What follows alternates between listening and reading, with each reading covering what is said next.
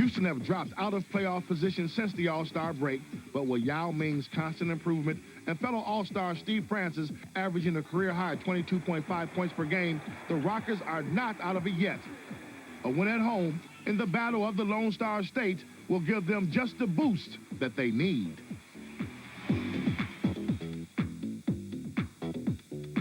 It's a big game for both teams as Houston look to move back into playoff contention and San Antonio aim to become the best in the West.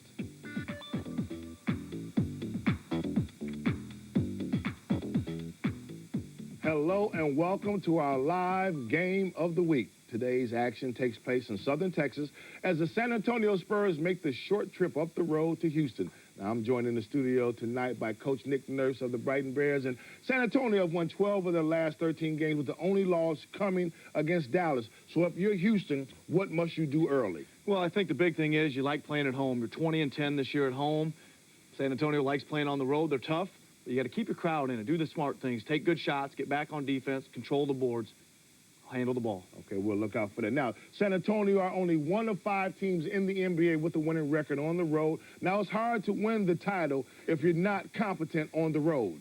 That's right. If you want to win the title, you better get a real high seed so you can get home court advantage in the playoffs. But, you know, San Antonio's done a great job. They went on the road for a long stretch and decided it was kind of sink or swim for them, and they flowed pretty well and won a lot of games on the road. Trying to get to the top, trying to get the #1 seed. And out of there, San Antonio, remember, had an 8-game winning streak, won 8 out of 9, and that really propelled them. But the other teams with winning road records are Dallas, Sacramento, Portland out west, and Detroit being the lone Eastern Conference team. The Lakers and Phoenix have leaped over Houston, who are now down in 9th. The Rockets, though, are 20-10 at home, and that's where action takes place in today's game. Now, the two biggest names in our game today are 7-foot Tim Duncan and 7'5" Yao Ming. Duncan is second in the league with 41 double-doubles. He's also third in rebounding. Ming is third in the NBA in shooting 51% from the field. Now, in terms of rookies, though, Ming is second in scoring, third in rebounding. He's an excellent free throw shooter, hitting over 80% of his shots. Duncan is an old-school, basic-type player. Not a lot of emotions, but he's effective on both ends of the floor. He's only the second player in NBA history to be named to both the All-NBA and All-Defensive team in each of his first 5 seasons. Teammate David Robinson was the other. Ming's biggest asset is not only his size, but how well he moves for a 7'5" in frame. An excellent passer, he's still learning to play tough in the low post. The thing to watch on Ming in this game is his left shoulder. Is it going towards the basket or away from the basket? I know, Nick, last year when we had a chance to watch some of the highlights of Yao Ming, you talked about him being 7'5", shooting a lot of jump shots. That means that left shoulder is not going towards the basket. That's exactly right. I think physical play has bothered him at times, but I don't think Tim Duncan and David Robinson are all that physical, so I think he can do a good job. He's played well against the Spurs this year. I tell you what, I remember sitting here with you last year saying I didn't think he'd have an impact. He's had a big impact this season. You know, mentally, you have a guy like that, 18 rebounds the last time they played San Antonio. How will that benefit him in today's game? Well, he'll have great confidence. You know, he's gone up against the 2 7-footers. Like you said, 18 rebounds is a huge game for Yao Ming. I think he'll play really well tonight. He likes playing against these guys. It's a big game. He obviously plays better at home. You know, Tim Duncan, here you're talking about a 7-foot all-star who does it all. You know, the question begs to be asked, what is there not to like about Tim Duncan? I don't think there's anything.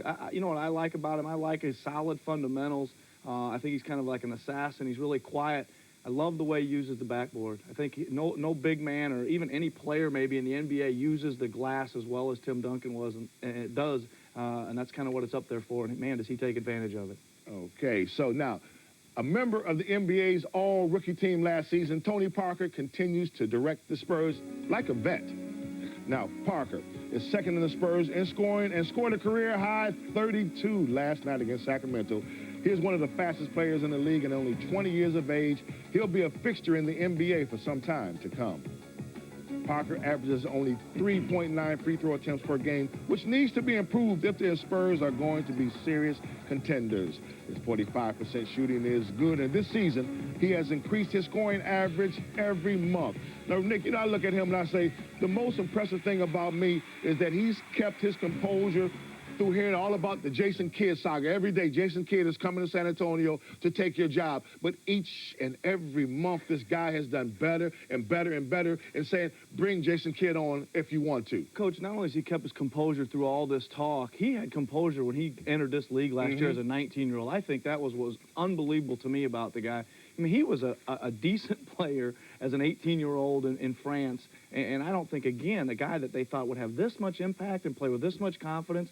Here's Jason Kidd's coming, Jason Kidd, and how he keeps playing better and better. He is an outstanding young player. Will make them think that over. But, I mean, for him also, it's probably really helped where you have the calmness of a guy like Tim Duncan and the veteran play of a guy like David Robinson. They've accepted him really well, and you're right. That really helps, I think, in any situation. A young player needs to feel good. Tell you what else doesn't help, what doesn't hurt either when you're a young point guard throwing it to those two guys a lot. It makes you feel good when they catch it and put it in the hole for you. You know, and the rookies haven't been a factor in the play of the pitcher that much in the games that we've had this season. But they have a rookie in San Antonio, Gino Billy, with a lot of talent. Yeah, extremely talented, Coach, again, and you know, I keep saying this, that all these guys are doing more than everybody expected them to do. This game tonight features a lot of young players with a whole bunch of talent, and these are two pretty good teams. You got Houston just sitting outside in ninth place, trying to get up, climb back into eighth or seventh, and San Antonio's actually looking to get to number one, and they're doing it with some young guys out there. Okay, now,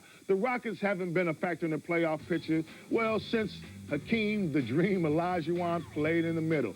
Their goal this season was to get to the playoffs after missing out completely the past 3 seasons. And you look at them, you see in 1997 they made it to the finals, and since then they've been knocked out in the first round and really haven't had a lot of success in the playoffs or even getting to the playoffs. And you look at a guy like Steve Francis, since he's taken over, they haven't been to the postseason. Well, that's a little bit of the knock on him. You know, I think, you know, that backcourt's awfully talented, awfully exciting, but sometimes it's shoot first and ask questions later. Who cares about the results? But I think they're turning that around. They've got some inside help now, obviously, with Yao, and I think Steve Francis would like to take his franchise into the playoffs and take them a long ways. You know, a youthful team, and you have to look at Houston. Yao Ming, 22, Eddie Griffin, 20 years old. You have Francis just turning 26.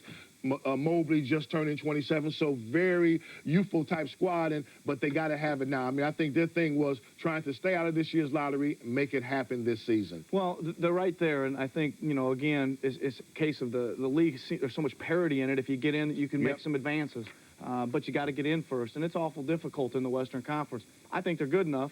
Are they going to come good down the stretch when it counts? That's what we'll wait and find out. You were talking about the Houston guards, and you asked, will they or won't they pass the ball? Is always a question when concerning the Houston guards, Steve the Franchise Francis and Coutinho Mobley. Between them, they averaged 32.3 shots per game out of a team average of 81.8, a little less than a third of them. Or more than a third. Francis and Kobe are the only players to average over 21 points with at least 6 assists and 6 rebounds in the NBA right now this time of the season. Mobley is the best-kept secret in the league, though. He averaged 21.7 points last season, and in the 99-2000 campaign, he was the runner-up for the sixth-man award, a dynamic backcourt. For Francis, the one negative is that he leads the NBA in total turnovers. His nickname, Franchise, is appropriate because he holds the key to their success. A decent outside shooter, but his forte is breaking a defender down and getting to the basket. He ranks 5th in foul shot attempts in the league. Mobley is an excellent partner in the backcourt. He's also durable as he averages 42 minutes per game, which is 3rd in the NBA. He might never be an all-star, but in Houston, he will always be a star. He's a perfect complement to Francis. And for me, I think it just basically breaks it down to them is if they can get enough faith in their backcourt of Ming and Griffin, which those guys do things closer to the basket, I think that's when you see Houston take off. I agree with you. I think you look at those two guys, 40 points, 10 rebounds between the backcourt. It's just a hard thing, I think, when your guards are shooting that much all the time. And I think, you know, it's streaky. You know, when you rely on your guards that much, it's streaky. It looks like we're getting ready to go here. And there's a guy, Yao Ming, there saying hello to everyone. And our announcers for this one, Quinn Buckner and Joe Myers. The game is from Houston, and it should be a good quality basketball game. And as they say in Texas, it should be a good one, and we'll get over to the Compact Center.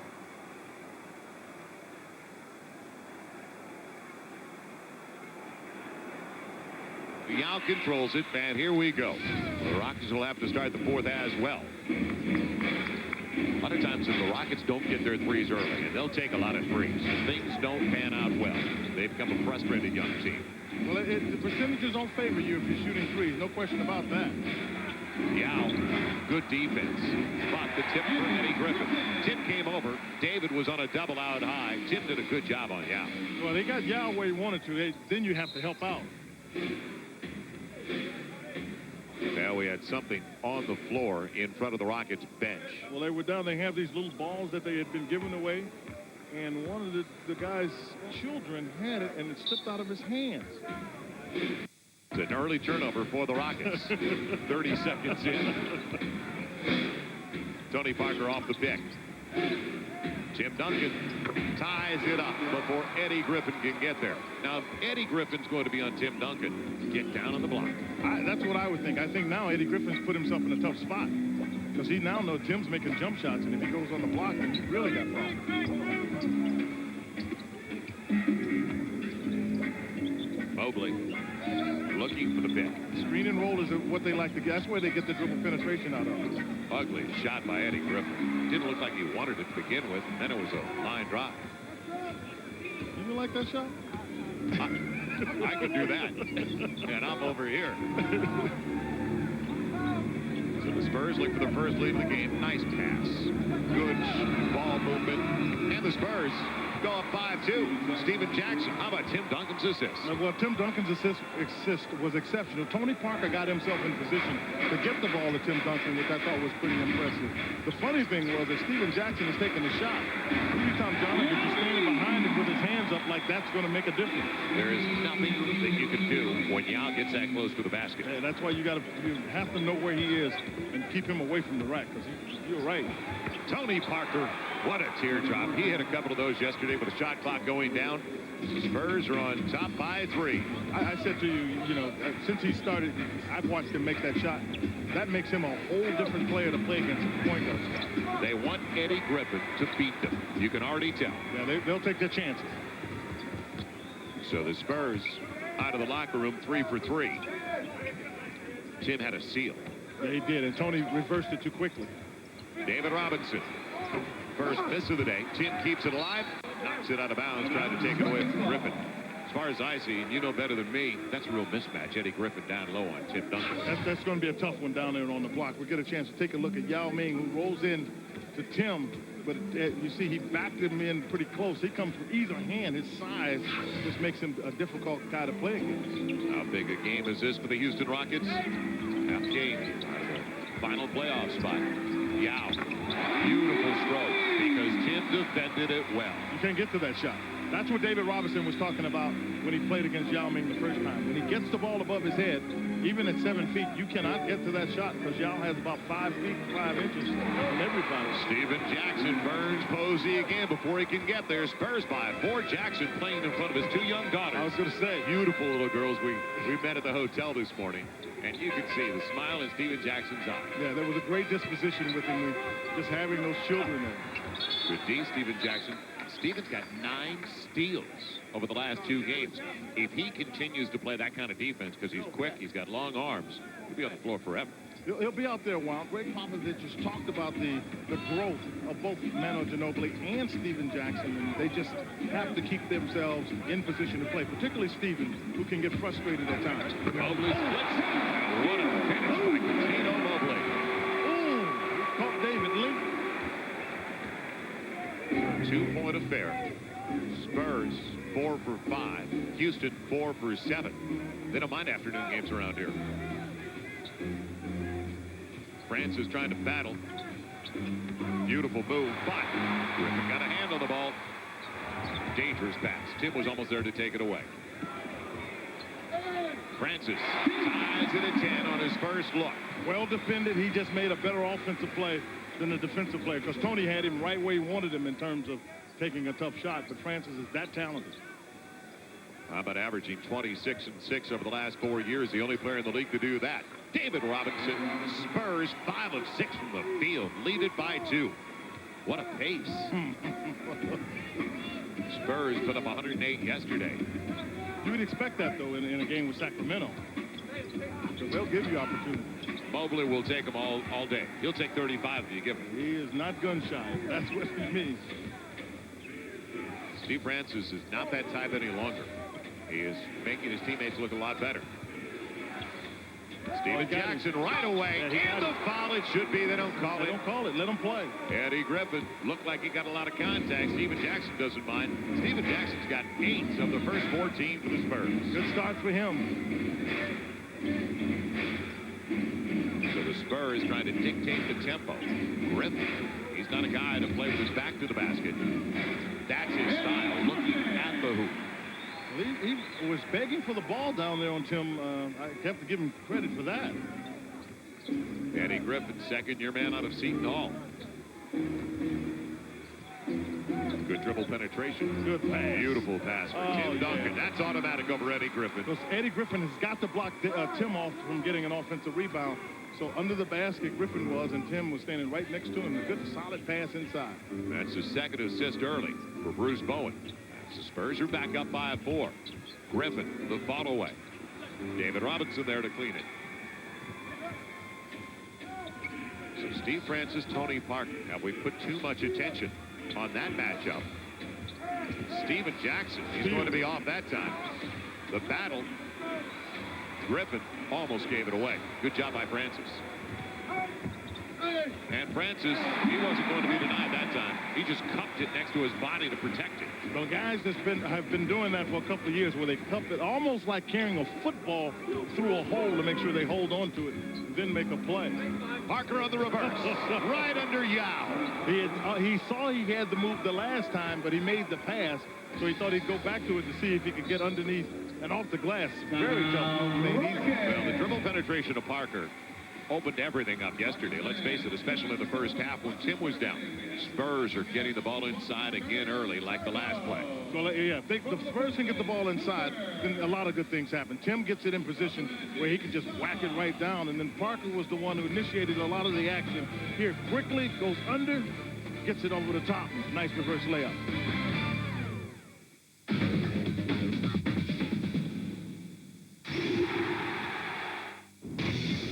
Monday Night Football, the Second City Derby. After their most humiliating defeat of the season, Aston Villa look to restore local pride against Birmingham City. Tomorrow at 7 live, Sky Sports 1.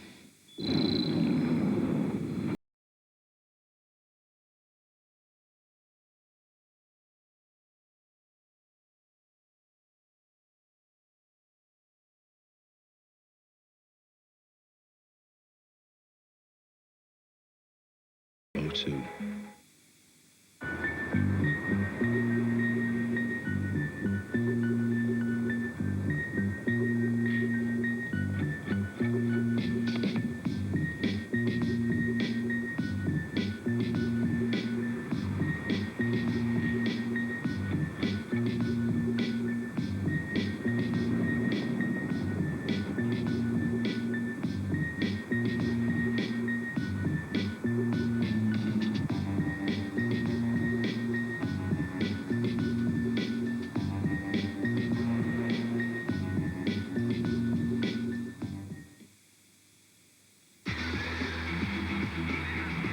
It's time to get serious if these teams want to make it to the Premiership.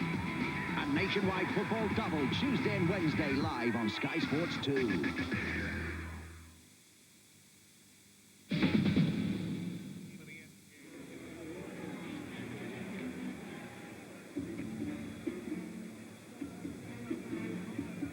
This afternoon's affair in Houston. Will they be as hot tonight in ACC Sunday Night Hoops? Number 14, Maryland, the defending champs, taking on North Carolina State's Wolfpack.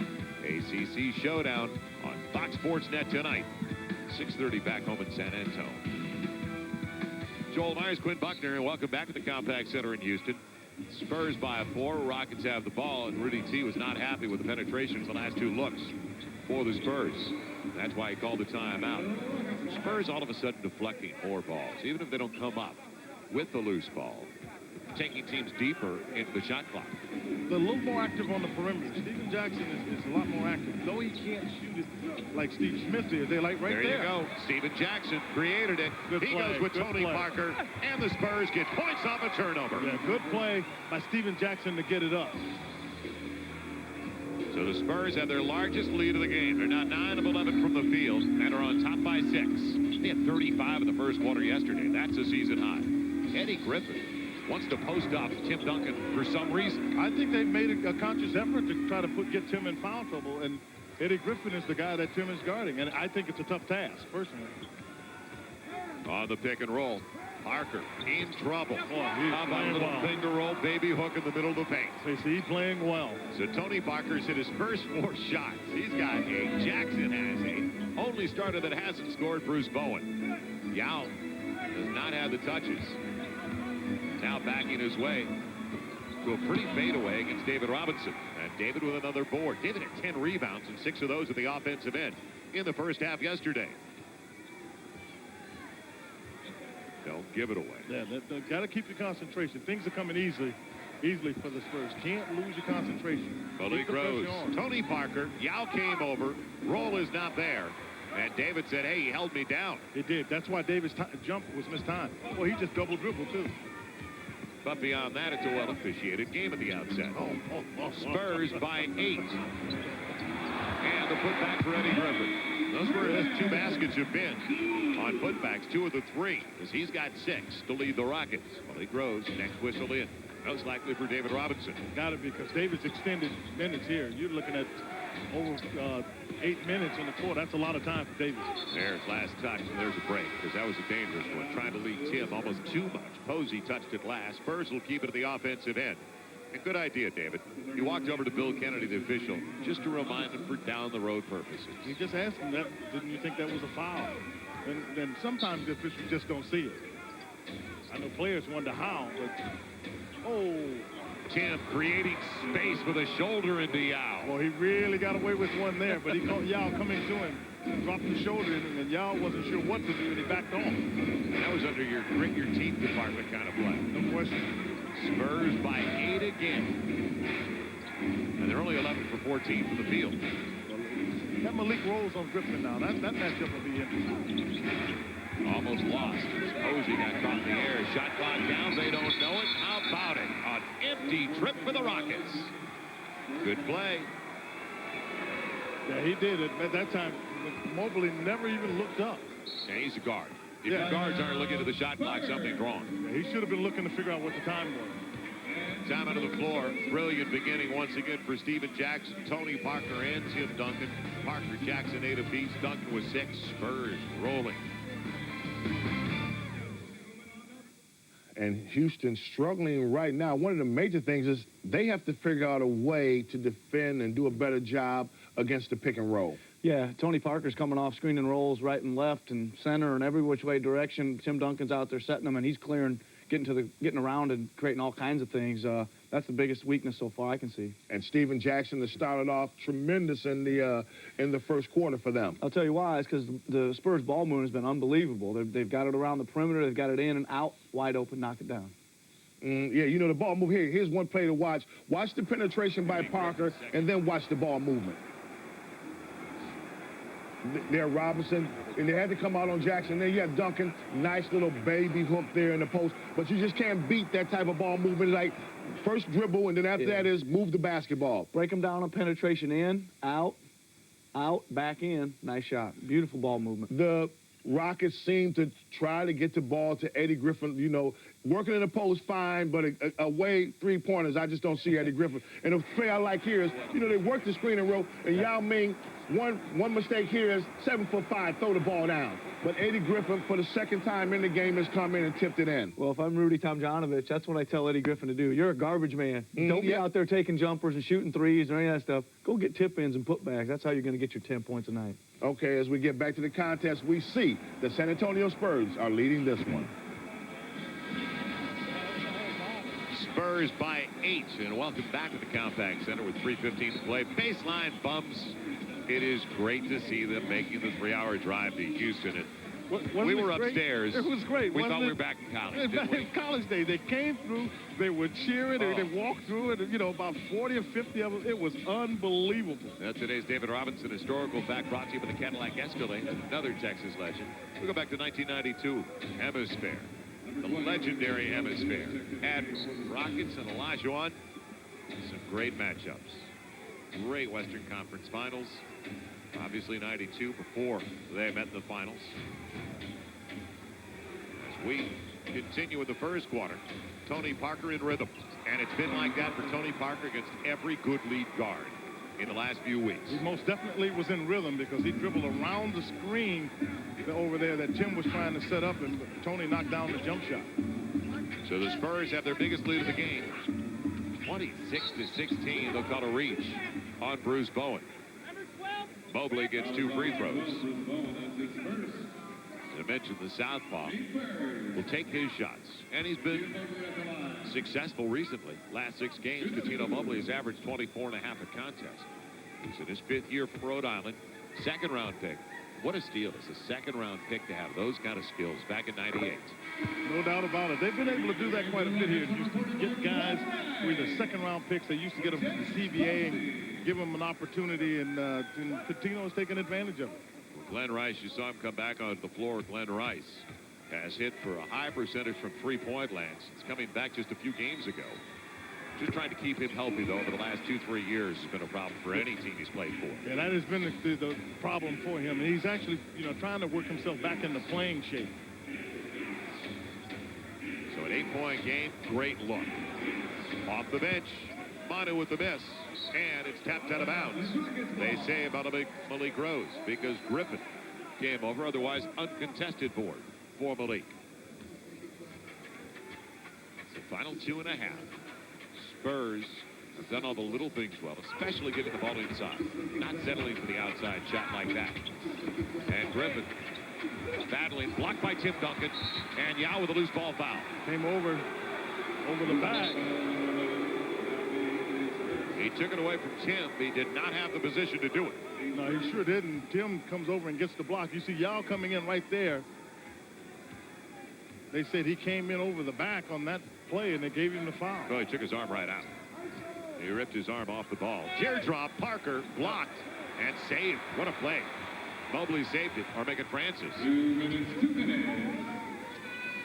They're hurry up in their offense, and Rice off the bench doesn't get his first look. So the Spurs by 8, and all of a sudden Bill Kennedy said, my fault. So maybe there's something coming that is down the road. A miss. One of the officials talking to Greg Popovich. Tim Duncan, a little bit short. He got fouled. You know how Tim takes it and the defender puts his hand out? Tim took the ball, put it right through Yao's arm. He got fouled. They just didn't see it. Yao. Glenn Rice tried to take it away from Ginobili.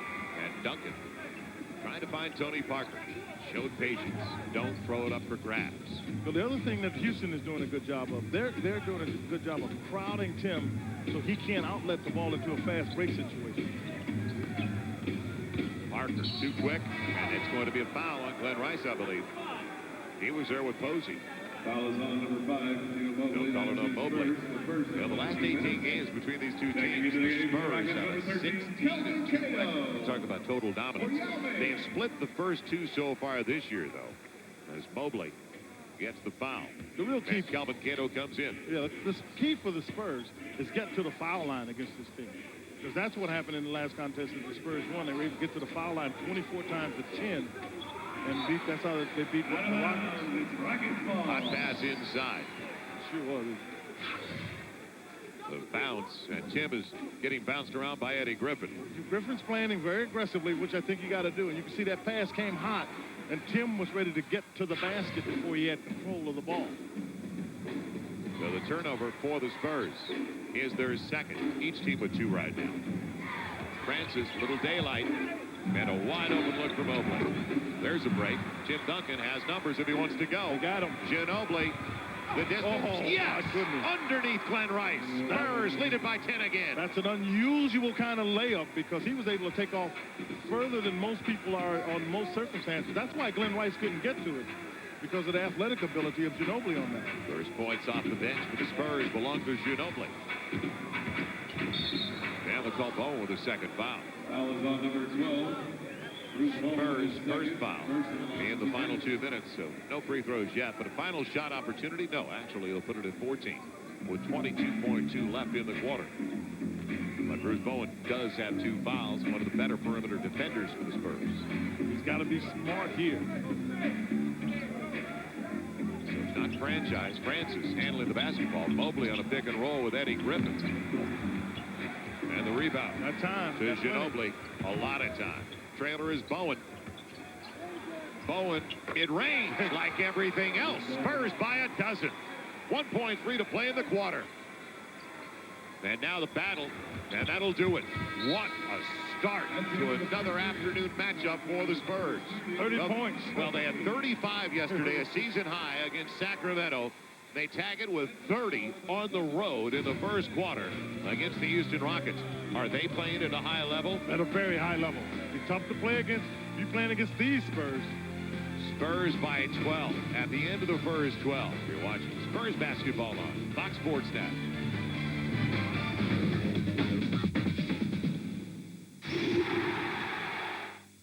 The Saturday premiere with the Motorola T720i Photophone. I've waited my whole life for this moment. I think he's getting worse. He is getting worse. See me again when you're worthy. If the nobles find out who you are, there'll be the devils to pay. Pray that they don't. Yes! A Knight's Tale, Saturday at 8 on Sky Movies Premiere.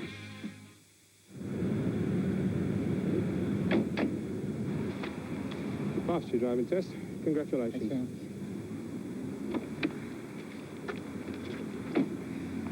Dad, I passed. Well done, son.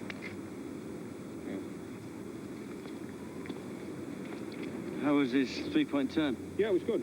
Sure. Well, his instructor says it's normally a bit dodgy. No, it was definitely fine. Did you check he used his mirror correctly? Yeah. You sure?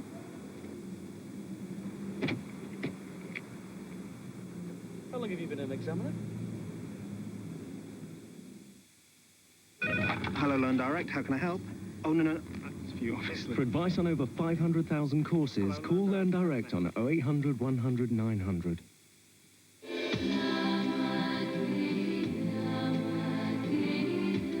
Weighed down by the same old mortgage?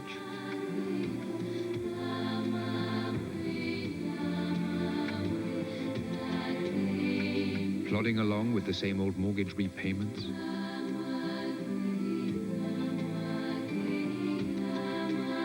For freedom and flexibility, switch to Cheltenham and Gloucester.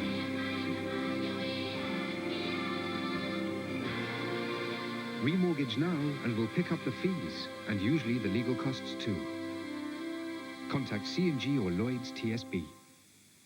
The boys of the Houston Rockets. Buy Jumbo Popcorn Chicken only at Sonic America's Drive-In and by the Cadillac Escalade. Visit your San Antonio Cadillac Theater today. What a day to be in Houston.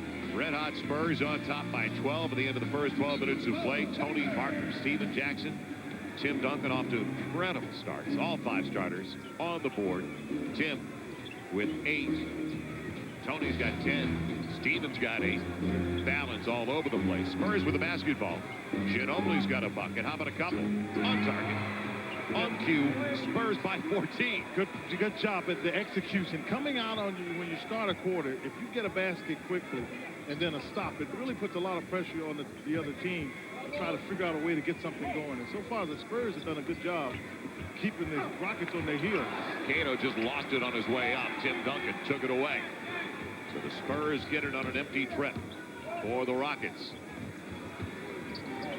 Talking the execution. Bo Taylor into the game to start the second quarter, along with Bucci Norris. And Malik Rose trying to go right around him. Malik tapping it to himself. And it should have been a walk. Bill Kennedy was a little bit late on the call, but that's accurate. Yep. Because it never Malik touched the rim. Rose shot the ball. It never touched anything, and he touched it before anyone else. You're absolutely right, Joe. Right here, you'll see this ball doesn't touch anything. If it hits the rim, he can go get it. But if it doesn't, he cannot, the shooter cannot be the first one to touch the ball. He should have put it out the window. Guys used to do that all the time. Bank it to themselves. Yeah, exactly. But I don't know exactly what Malik Rose was thinking on that particular play. Mobley off the Cato pick. Glenn Rice. Oh, and what a job by Ginobili. Deep into the shot clock again. And off the window. Cuttino Mobley. So Mobley averaging 24.5 over the last 6. Has 6 early points. A couple of free throws in there. Spurs still by a dozen. Ginobili, 15. Now he's got confidence. And if they don't come out and get him, he'll burn them on a regular basis. Spurs by 15. You can see as soon as he caught the ball, he was confident enough to take the shot. He was feeling it. Shot it well pregame. I watched him a little bit in the pregame, and he was knocking down shots consistently. He's picked up Cuttino Mobley. And he could be a fan of the neck, as Tim did a good job of the pick and roll. Mobley can't answer. And Malik Rose is fouled by Kelvin Cato. So the frustration starting to come out with the young Houston Rockets. Well, the Rockets have come out playing against a team that's probably playing the best basketball of anybody in the league, and the Spurs are not letting up. You get leads, sometimes you let up. There'll be some runs that occur here during the game. But right now, the Spurs have everything going their way and keep pushing the pedal a little bit harder. Rudy looking for answers. Steve Kerr runs the offense as Tony Parker gets a break. The biggest problem for the Rockets this year, they have not taken care of the sub-500 teams. They're only 13-12 against teams below the break-even point this year. Cato, tomahawk chop, and Tim makes him pay. Like it's nothing. Spurs by 17. 2.5 minutes into the second quarter, Spurs pick up right where they left off yesterday. Trying to get the ball into Maurice Taylor, who played extremely well against the Washington Wizards in their loss in Washington. He started again, had like 23. He played very well. He's got a good stroke, but the knock against Taylor out of Michigan for so long is a power forward that doesn't rebound. Now, he's not a great rebounding forward. He's a scoring power forward. See if Tim Duncan gets some touches now against Kelvin Cato. David on the bench. Kevin Willis ready to come in. And Tim is called for a travel. Tim wants to say to Mike Callahan, I think the bump produced the walk. The Western Conference standings, the Spurs with the second best record, not only in the West, but also in the NBA. And only 3 games in the loss column behind the Dallas Mavericks for the lead of the Midwest Division. Mavericks, though, with 5 more wins, and that's a sizable advantage. Malik Rose. They call him Taylor. Is trying to get around Mo Taylor, and they're calling Mo Taylor. But I think that goes back to the last play, because Mo Taylor got away with clearing out. Yeah, without a doubt. So time out on the floor. Spurs have it working early. That's the understatement of the year with 8:55 left in the half. You look at the San Antonio Spurs, and they are playing excellent basketball. And some of the things that have happened in this game, the referees are allowing a few extra things to happen. I know we've had some questions that have come in about wasn't there on occasion of a double dribble. And, you know, at the top of the screen, you'll see Ginobili with the basketball. Now watch him. He has the ball. He's fine. He picks it up, dribbles. Now he decides to look at the referee standing right there. The referee, he doesn't want to call it. Nobody reacts to it. Coach, I tell you what, we and you were the only 2 guys that spotted that. Yeah. I think neither coach said anything. The announcers on that game back in the States didn't say anything either, but that was the most obvious double dribble maybe I've ever seen. And we have to let people know that that is illegal. You are not allowed to do that. So any aspiring basketball players, if you do that, don't be surprised if the referees here in Britain call a traveling on you. But one of the guys you talked about in the pregame, Tim Duncan, and his use of the backboard. Yeah, Tim Duncan, again, I said fundamentally uses the backboard. Let's take a look at him here, getting some good position. Kelvin Cato is a very good shot blocker, takes a swat at him there. But look at that. That is so pretty. Off the glass. Beautiful. And you look at Tim Duncan right now in the game, 10 points, 5 rebounds. But, you know, that's one of the things, if you look at him versus all the younger guys, just that basic way that he plays, basic basketball. Nice foot movement, turn around, use the backboard. But young people don't appreciate and like a lot of that style of play. Well, you know why? I mean, it's too simple. Keep it simple. That's the old school like you talk about. Nowadays, it's all about how many times you can windmill and all that kind of stuff and throw up circus shots. Off the glass does it. 15-point lead for the Spurs, and they get the basketball on an empty trip. Maurice Taylor with the offensive foul just before we broke away.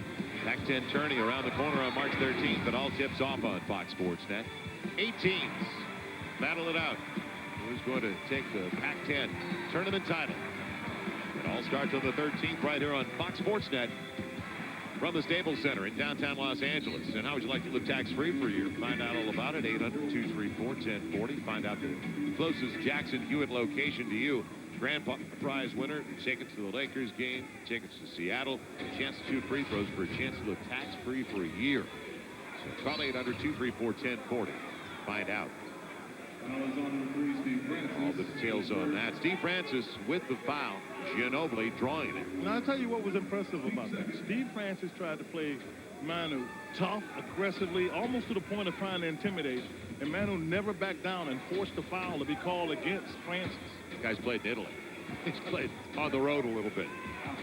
Houston's not exactly hostile environment. Great look by Ginobili. Jackson can't give him the assist, though. As Ginobili almost got it away from Uchi Norris. Got to get to him, too, though. And Norris, because Steve Kerr impeded his progress, way short. Jackson, backboard. Manu Ginobili on the slam. Spurs in the transition. From Jackson. Get it out, throw it to the rim. Young fella, go get it. So I couldn't give you an assist last time, but you'll give me one guaranteed. No question. Spurs with their largest lead by 17. Rose looking for help, but Taylor got close. It's a different story, let's face it, when Tim and David are on the bench and they get close to the rack. Well, it's a different story there, but what is also different is that you have a more athletic team on the floor out here. When you have Ginobili and Jackson on the floor at the same time, you're pretty athletic. Malik Rose. Now, if they looked at game film from yesterday, they know Rose can hit the shot because he burned Sacramento 3 times in a row. My goodness, with Rose, everybody's just playing excellent basketball. Or as Taylor almost got Rose out of position. Short. He thought it was a downwind shot. He needed a 9-iron, and he went with the wedge. And this is on the play prior to that where the ball is outletted quickly. Ginobili was open, but Jackson gets it, just throws it to the rim, and Ginobili went to get it. The big story of this game so far, Yao, when he was in there, was taken out of the game. He was not a factor at all. Rose in rhythm again. And Kevin Willis almost got around Cato for that one. The work rate, though, continues to be incredible. And when you outwork your opponent, good things happen. As Kevin Willis got into it with Kelvin Cato, and Cato was called for it. Move away, Kevin, because Kevin said something with a smile on his face, like, gotcha. Yeah, Kevin's just, because he knows Kelvin Cato, knows how he plays, and he set him up. And then Cato went for it and picked up his second foul. Well, Clouseau is not here to bail out Cato, so he'll take a seat on the bench with a couple of fouls. And the man I was just mentioning, Yao was just about second in every category. He was top 2, in fact. Stoudemire in scoring and rebounding. Ginobili on the run. The reverse. How athletic is that kid? What a play by Ginobili. Don't trick him like that, young fella. Spurs by 19. Up and under. Do you think his minutes are going to increase? Oh, my goodness. He moves so well without the basketball. I mean, that's what I really like about him, the little thing. He almost got the steal away from Francis. Francis now on the finger roll. The what? 2 Rockets take it away from each other almost. So fresh shot clock. Glenn Rice. Kevin Willis stopped him cold. That's a tough call. Good movement by Willis. That's just a bad. How do you really feel? That's just a bad call. Ginobili at the opposite end, though.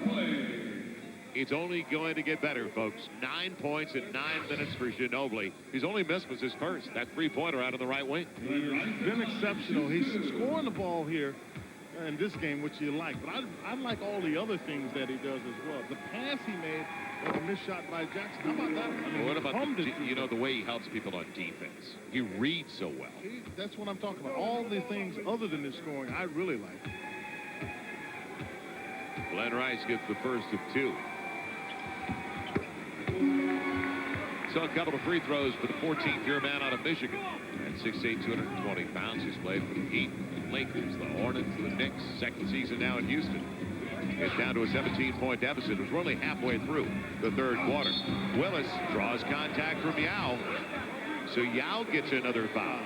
That's his second. And wait a minute, they're going to say it was a reach from behind on Taylor. It would have been the second on Yao. They changed it, though. Give it to Mo Taylor. That's his second. Spurs at the free throw line. Kevin Willis when we come back.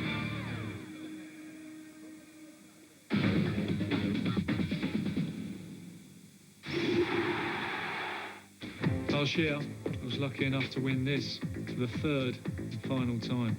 We edge ever nearer to Cardiff. You're in the last 8. And the semi-finals are within touching distance. Pressure's on. This cup never ceases to amaze me. That's why we love it so. Can you handle it? But whose name's on the magical cup? Get past this one? Who knows? An FA Cup 6th round double next Sunday from 11 a.m. Sky Sports 1. It's live. Live it.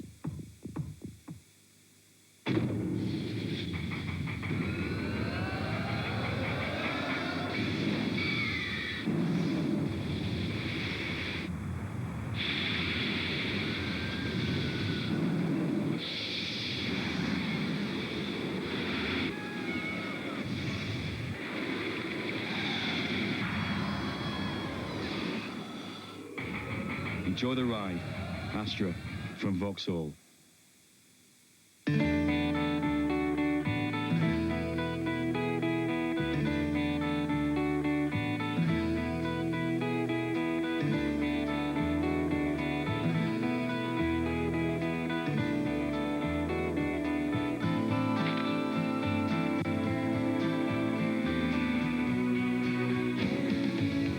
With Vodafone Live, you can send pictures to a phone or an email address. Vodafone Live.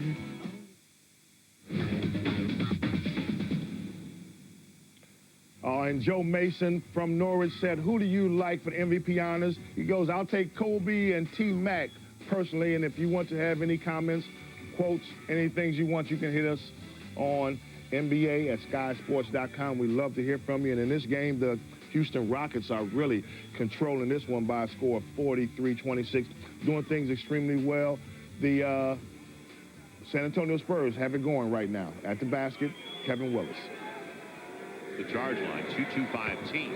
Well, first of all, you need to come out and see the facility if you haven't done it. The second of all, you're going to see some exceptional basketball, because I'm fortunate enough to see it all around the country. And both conferences. Right, in both conferences. But the Spurs, by far, are playing the best basketball of any team I've seen easily since the All-Star break, but probably since the start of the year. And as Coach Popovich would say, he said it a couple of times at dinner with us last night. Wish it was almost May 1st instead of March 1st. They're playing at that high a level. Right, because you always want to be peaking right in going into the playoffs. Here, you got to figure out a way to maintain that. The putback, Steve Francis hanging nicely. So it's a 16-point lead after Willis got 1 of 2. Minutes on the bench right now for David Robinson and Tim Duncan as the Spurs, if they get a long one from Steve Kerr, Willis will give him a second chance opportunity. Throws it right to Steve Francis. Kerr with a smart foul. Yeah, but what Willis has to do on that one, if you don't throw it anywhere, throw it closer to your basket. Well, stop by your local San Antonio area H-E-B store. Pick up a specially marked package of Mrs. Baird's large white bread for extra thin white containing a discount coupon. A discount coupon offer for Spurs tickets. You can receive $4 off a $25 ticket. It's $4 off a game ticket of $25. You stop by your local H-E-B. I think I make a trip to the Central Market on a daily basis. Glenn Rice. And he's almost automatic inside the three-point line. He didn't need much time for that one. And down to 14, 5 to play. And Tim and David ready to come back in. A rare empty trip for the Spurs, throwing the basketball away. Well, this is one of those plays, and this will happen periodically when his teammates become comfortable with his passing ability. Because what happened was Rose made a cut, and Rose was open. Ginobili saw it. But if Malik doesn't see it at the same time, then you can't have the play completed. And that's what happened there, because he was wide open. He just didn't know he was going to be open. The pass was delivered. 6 turnovers for the Spurs. Now is it going to be points off a giveaway? Parker back into the game as well. Trying to keep up with Francis, took it away. Here comes the twosome. Ginobili and Parker. Tony on the reverse. Use the basket to protect the ball. Covered a lot of territory on that. That's good when you can see those guys get out and get easy baskets. That's what's different about this team as opposed to what we saw earlier. There are a lot more easy baskets off the defense, and the defense has always been very good. Starting five, with the exception of Ginobili, back on the floor. He's in there for Bowen. Yao against David. Yao got David up into the air. Too close. Got David in the air, and when David started to come down, Yao dropped a shoulder right in his chest. So Yao now 3 for 7. He's got a board and 6 points. Inside of 4 minutes. Ginobili wanted to post up Mobley. Constant motion without the basketball. Steven Jackson on the run. And David's on the opposite side for the putback. Stay with it. Yao gets it. So too good a look for David. Yeah, but you know what happened? He was worried about where Yao was. He missed the first one, and when he tried to tip the second one, he tried to tip it quickly because Yao Ming is so long. Spurs still at 62% after the misses. Mo Tanner, he has had a hot game. You talking about the Knicks game and the Wizard game? Yeah. He was 10 for 12 in the overtime loss against Washington. He was rolling, and they were going to go to him when they didn't take that time out, but the Wizards won in that game. So the Spurs got a timeout, but you talked about how quick they are in the transition on takeaways. Yeah, well, you got your two guards out here. You're athletic at that position. You see Tony, watch. He never puts it down, uses the rack, gets the finish. Spurs up 12. And it's becoming a little bit of a ball game. You know, one of the deficits for me for Houston is they like to, when they get down, they play a lot of one-on-one basketball. Saw it last week in the game when they played against the Dallas Mavericks. You know, when things were going well, they moved the ball, they play team ball. But as soon as they have their first problem, they play one-on-one. Yeah, and the worst, to make that even worse, Coach, is that they're not quite sure who to do it. It's like they got Taylor playing it, then Glenn Robinson goes, and, you know, somebody else. They got a whole bunch of guys trying to do it, and that's when things get really disjointed. I think if you have a go-to guy or a secondary guy, maybe, you still know what's going on. It's a little bit unorganized, a little bit selfish. You know, one guy who's been outstanding because of the way they're playing team ball, Ginobili for the San Antonio Spurs. And here you want to watch him, Ginobili right there underneath the basket, number 20 in the painted area. Have a look at him. Watch this, Coach. What's good about this play is he reads it so beautifully. It's called a curl cut with his man chasing him there. Great pass, and then watch this move. Uses the basket to keep the defender away from him. Reverse layup. He can really play. Yeah, Argentinian international and has done extremely well. And then, you know, we have also, but they've continued to do it not only on the offensive end, but by playing good defense. You have a great play with Ginobili, two young boys, and Parker get together on a fast break. Yeah, the defense has been excellent. And you see here it goes into Yao, and they're going to do a little handoff there, a little hand in by Parker. Here they come. Tony Parker on the finish. And Parker, you're showing the speed that he has on getting to the basket. But, you know, if you have two young guys there making things happen, as we get back to the action, this is a 12-point game. Can Houston stay in it? Living on the edge. Now the Spurs have been living on the right side. 5-4-3-2-1, though. Brand new show on Fox Sports and weeknights if you like to live on the edge. 5:30, 10:30. Every night, Monday through Friday on Fox Sports Net. Spurs try to slow it down after leading by as many as 19. They're up by a dozen, have the basketball. Spurs still at an unbelievable 62%. Tony Parker, 8 in the first quarter, a dozen now with a couple of assists in the game. And the Spurs with 13 assists so far on their 21 field goals. We talked about how healthy it is when you share the basketball, and it continues. It continues, and it's contagious. Foul off the ball. 3:15 to play. So Glenn Rice picking it up. Not out of fouls yet. That is the fourth team foul on the Rockets. They've got a 5 on the board, but it's their fourth. I know. I was looking at the same board you were looking at. I'm thinking there's something wrong with the math here. Spurs with only 2 team fouls. Go over the top. Tim Duncan at the backside. What happened? They got to get it right away. Shot clock is at 3. Steven has to. Can he get it close? Steve Francis with the rebound. That was a deep 3. So another empty trip for the Spurs. Rice over Robinson. Now you got to get it. There you go. It's down to 9. Yeah. Look out. 2:48 and counting. So the Rockets going into the locker room, no, they can make their runs. Yeah, we said there were going to be runs in the game. That's the nature of it. Leading it off. What a pass. What a David gets it and is fouled. penetration again by Parker. Well, it was not only the penetration, but it was because I think that Greg Popovich had talked to Tony about the opportunity to get it on the dribble. Get it moving, get it going off the dribble, and see can you make something happen. He gets by Francis. Yao comes over. Yao left Robertson, who got fouled on the backside. And David completes the three-point play. Spurs needed it because the momentum was starting to belong to the Rockets. It is back up to a double-figure lead. Spurs second best in the NBA in back-to-back sets. Second game, second consecutive day after the Kings matchup. They're 8-4. Yao. He's got a good touch. Oh, my goodness, if he starts making that one. I'll tell you what he's starting to do, though. He's starting to get better position on the post. Because he's got a great body, lower body, though he looks thin up top. His lower body, he can establish position. Moving the basketball to Tim Duncan's side. Now David on the pick. Shot clock coming down on Bruce Bowen. The mid-range. And Bowen has really developed a nice 12-14-foot game. Spurs again by 14. As Bruce Bowen gets his second bucket of the game to go along with 3 boards and a couple of assists. I have to tell you, that one kind of shocked me. I was waiting to see if he was going to kick it off. The high pick and roll. Francis with space setting up Glenn Rice. Steven Jackson got out on him, and Bruce Bowen's got it on the weak side. Well, Steven Jackson's got to remember, you're not in there to help. Can't bite on that. No, don't bite. If it's on the other side of the floor, you can't be helping in there unless somebody's got a layup. Steven Jackson strong to the rack, and he's, well, they say he's out of bounds. Bruce Bowen says, wasn't he knocked out of bounds? You know what's amazing on that play? See, because that would be my logic. Do you think I just dribble it out of bounds? There was contact. And if you see contact, there's safe to assume that I'm not dribbling it out of bounds. I got pushed out of bounds. It's not like Glenn Rice didn't have some contact with him. No, but just follow the logic. Are you going to dribble out of bounds? If you're dribbling straight, you're not going to dribble out of bounds. Spurs turn it over for a 7th time.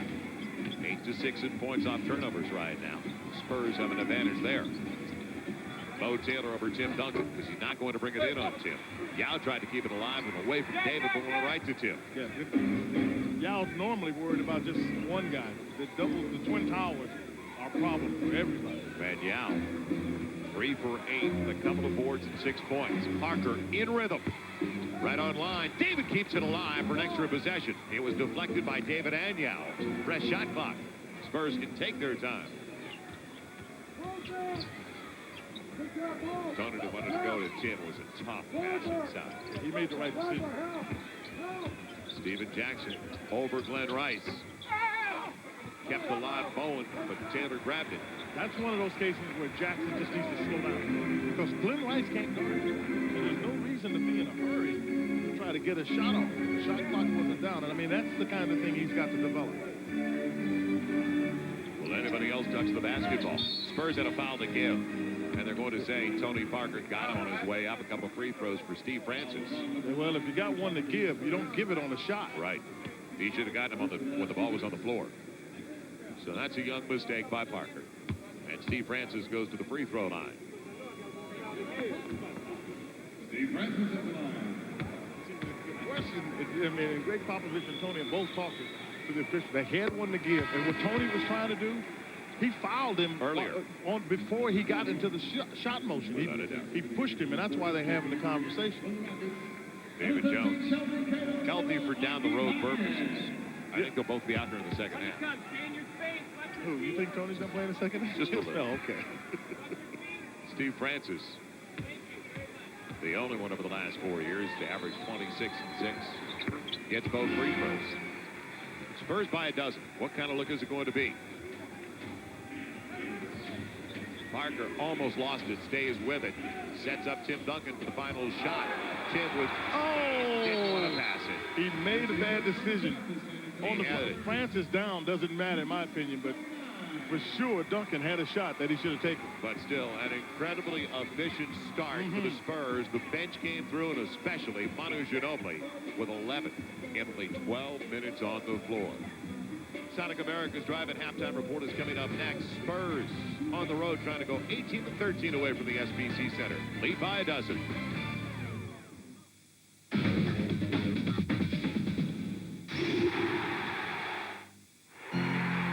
On the pitch, we worship them. Ferdinand! Sheringham! Freddie Youngberg! Off the pitch, we know little about them. I'm a terrible loser, and I know about it. Rio, Teddy, Freddie. We get intimate with three gods of the game, on and off the pitch. Maybe the hair will fall off one day. The all-new documentary series. I was so nervous, it was unbelievable. Freddie Ljungberg Close Up, 9 o'clock next, Sky One Sunday.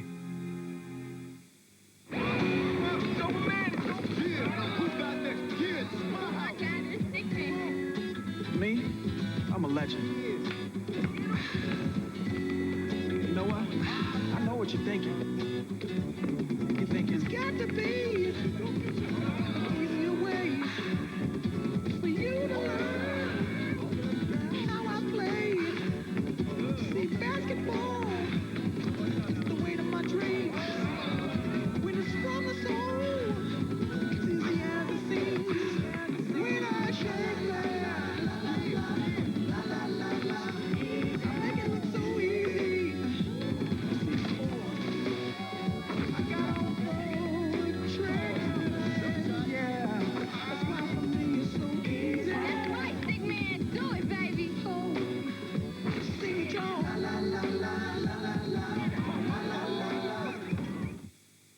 What we're going to do, right? We're going to get the liquidizer. We've got some beautiful vine-ripened tomatoes. Now, hairy bits from some coconuts. Get some little eyes from the spud. Pinch of salt, buzz it. Now, if you don't want to make them fresh, buy them at Sainsbury's. They're much better looking in real life. New Dettol Direct kills 99.9% of bacteria on floors with no mixing and no bucket. Dettol protects. That's a fact. I told Mr. Kipling 6 cherry bakewells, not 6 Cheryl Bakers. But he does sponsor an exceedingly good cause. Searching forearms and battling elbows. Every part of every body loves very soft clothes. Sleeping cheeks, middle-aged torsos. Collect Treasure Planet characters with very soft clothes.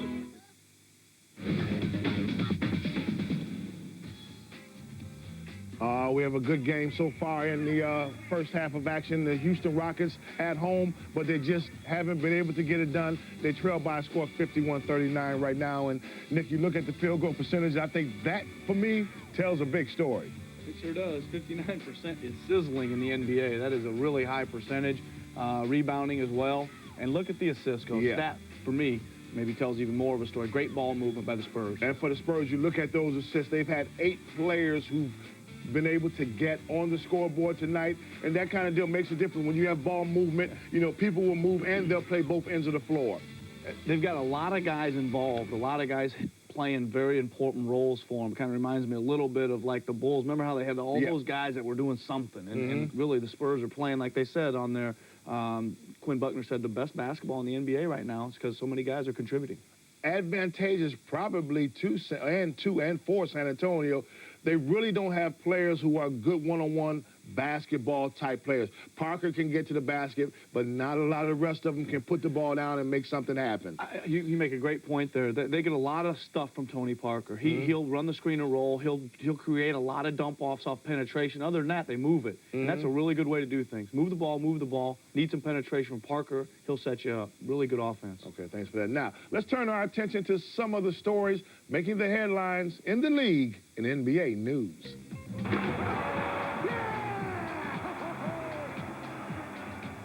The Minnesota Timberwolves are on a 16-game home winning streak, the best in the NBA this season and a franchise record. They were also the hottest team in the league for February with a 12-1 record. The Wolves continue to be led by All-Star MVP Kevin Garnett, who in February put up numbers of 27.7 points and 13.9 rebounds per game. Philadelphia 76ers center Todd McCulloch has been told that he may have to give up playing basketball due to a debilitating genetic disorder, which affects balance and weakens muscles. The 27-year-old 7-foot Canadian has been forced to miss 16 games so far this season, but he will not rule out a return.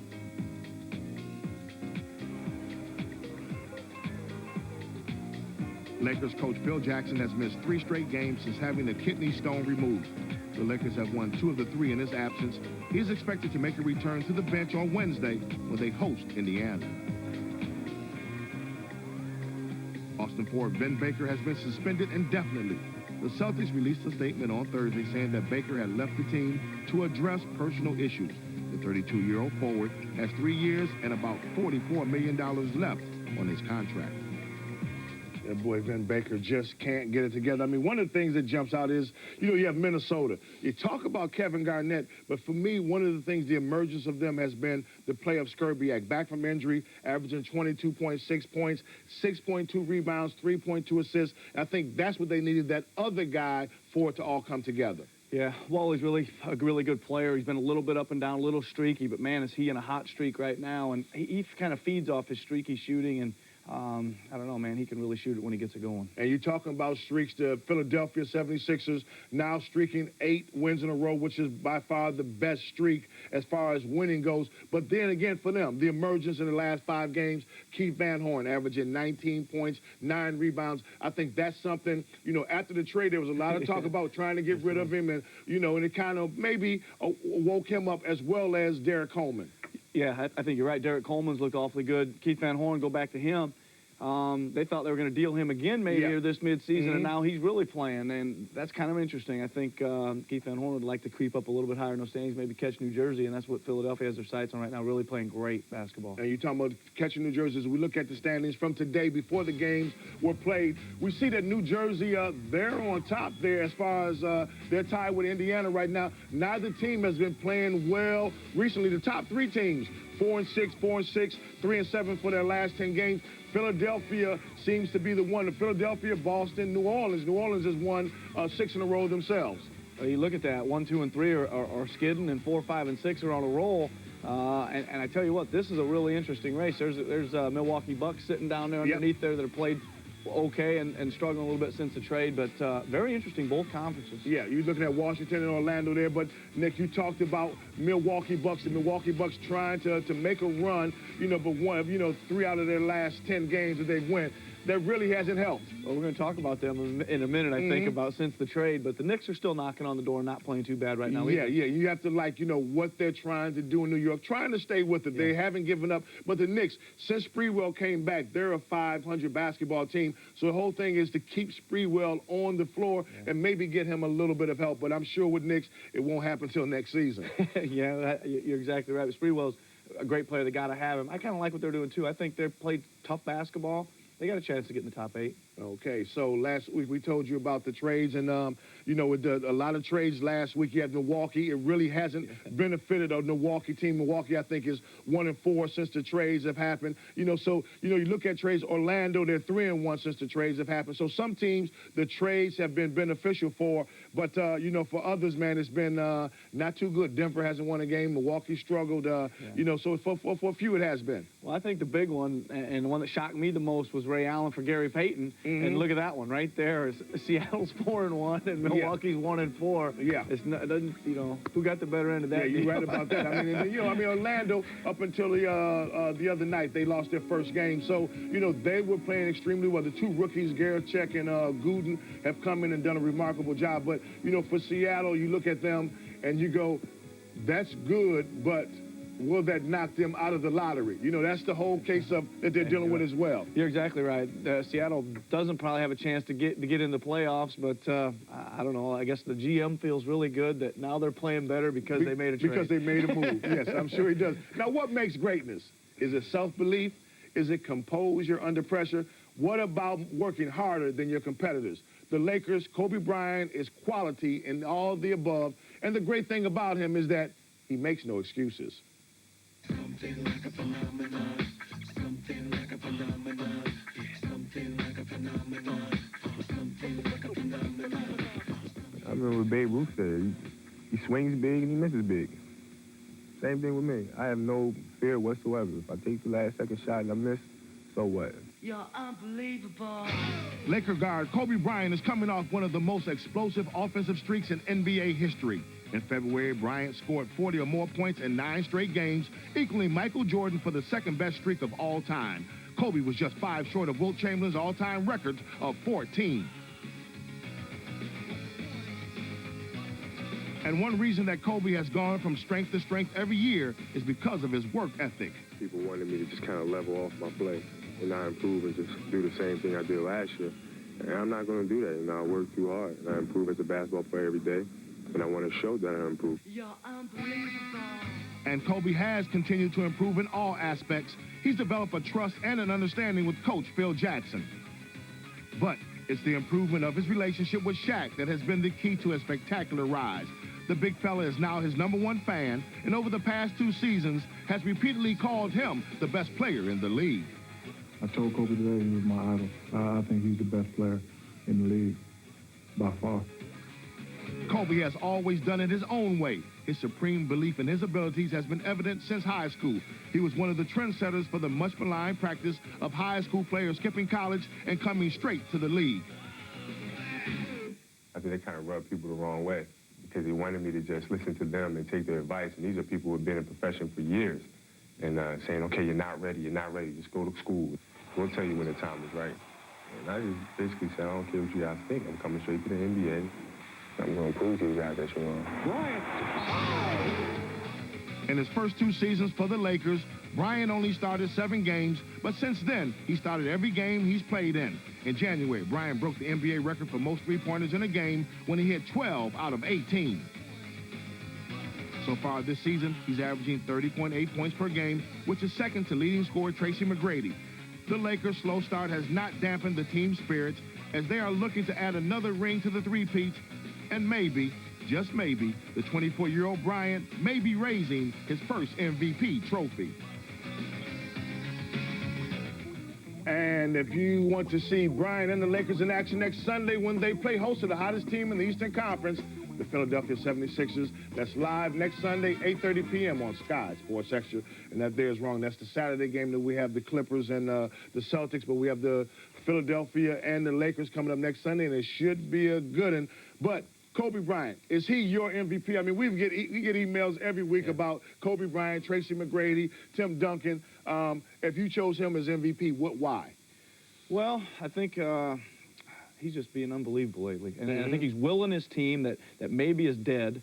He's willed them back to life a little bit. And you said, what is greatness? Yep. And kind of what I think greatness is you make everybody else start playing better. You know, MJ did it. All those guys that played around Michael Jordan and the Bulls, what happened to him after he left? Even as good as Scottie Pippen was, kind of it just fell off. And Kobe's trying to will his guys to play better, and they're winning now. And I think that's why he gets my vote. So Lakers, do you see them, you know, with the way that Kobe's playing as NBA champions, or somebody knocking them off this season? Well, I still see him as the champions. I think you got the 2 best players in the league in Kobe and Shaq, and you got a guy in Shaq that nobody knows what to do with come playoff time.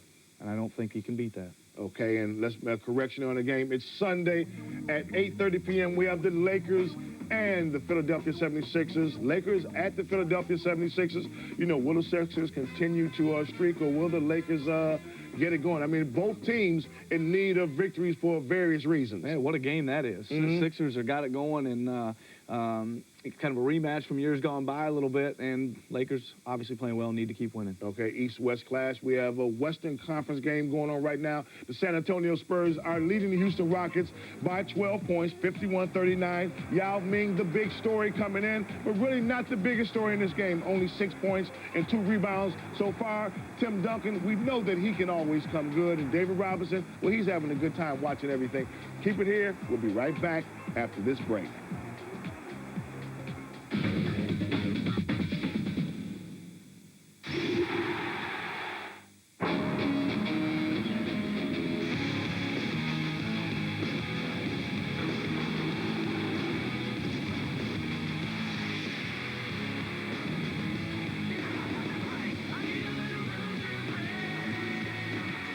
Running. The challenge is on.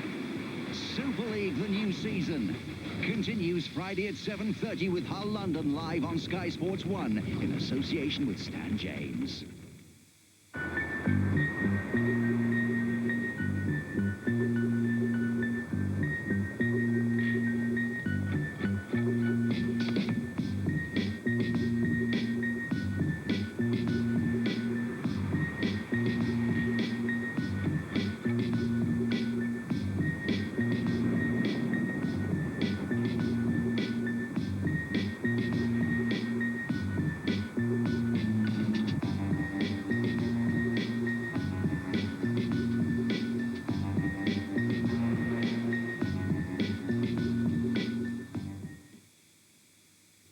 I'm not in the interweb, no. No, all I want to do is phone my branch, if that's all right. It's not within our policy to give out local branch numbers. My bank won't let me phone my bank. They say they can't give me the phone number. But it's my local bank, I say. It's round the corner from where I live. I can go into my bank. Can I have £3.64 out of my account, please? I can touch my bank,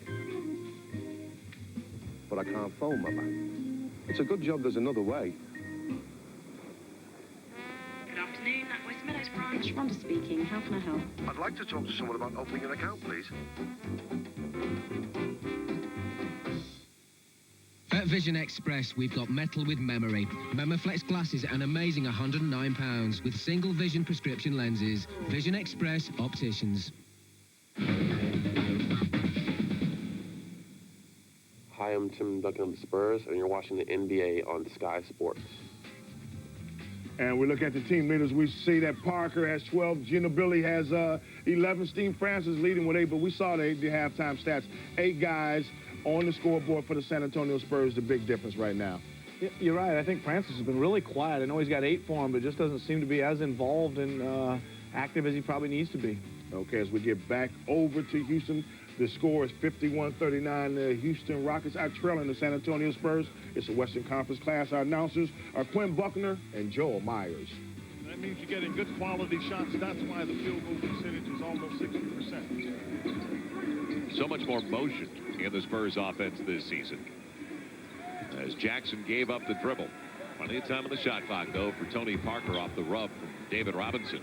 David wants to go low to Tim Duncan. Beautiful pass, David. Boy, you need 7 feet to send it over the top like that. Yeah, you really do. And David had Eddie Griffin under the basket. Not much Griffin could do, but it was great play with the shot clock working down. Good to see some resiliency in the offense right there. A little high-low for the Spurs.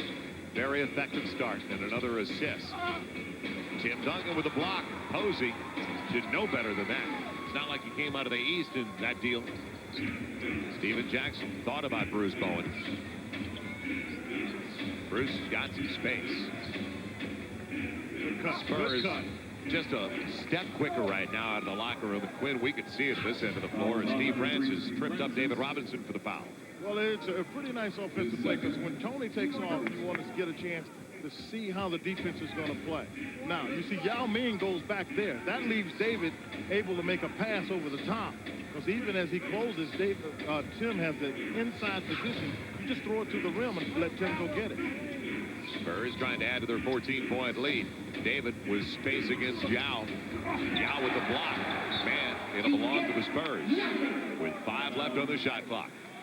Well, it's a tough play for David to go to his right on Ying, because even when he puts the ball up, see, he puts it right back into the hand of Ying. If he's going to his left, he's able to move it away from Ming. That's it, Ying. Tim Duncan got his man out of position off the window. David comes up with it. Good play by Robinson. Then he's grabbed from behind. Stevie Francis made a good play on Tim Duncan. That's why Tim's laughing. Stevie Francis challenged the jump shot, and he jumped a lot higher than I think Tim thought he was going to jump.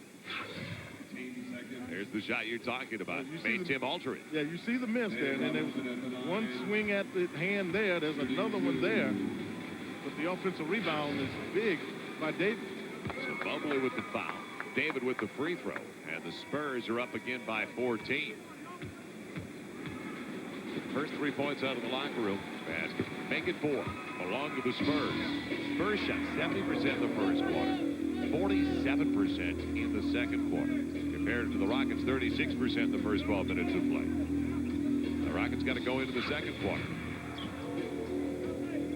Yao needs some touches in the offensive end. That'll open things up outside for Mobley and the rest. They've got to capitalize, though. So Mobley with the miss, 2 of 6. He's only got 6 points. Spurs looking much more efficient in the half-court sets. Now Tim Duncan trying to get Yao away from the basket to go around him. Yao fundamentally doing a good job. Beautiful pass. Duncan to Robinson as David floated the baseline. And after he made the dunk, Kevin Willis gets up. Manu Ginobili gets off the bench.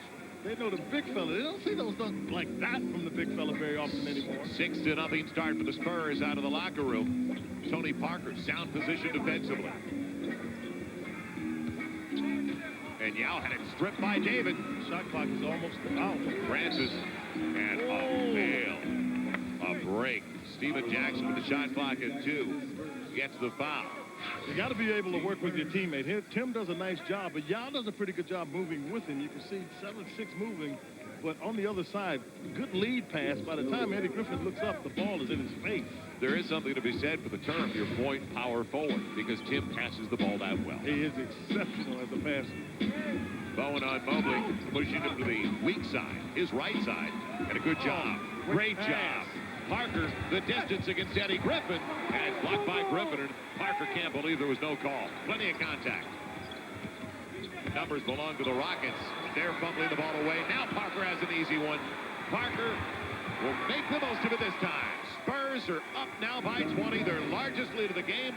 Timeout Rockets, who have yet to score in the second half. Well, you like to come out big and strong at the beginning of the third quarter when you got a lead, and the Spurs have done that. Tony, seemingly everywhere, at some point or another, got back late. Jackson throws it up, and Tony thought he got fouled on the previous play. Got a bucket here. Puts his club up, as you said, 20. And if you want to hit us, you can on the email with that. And we have one from Conrad. Wouldn't surprise me if the Spurs go after somebody like Elton Brand or Michael Olowokandi.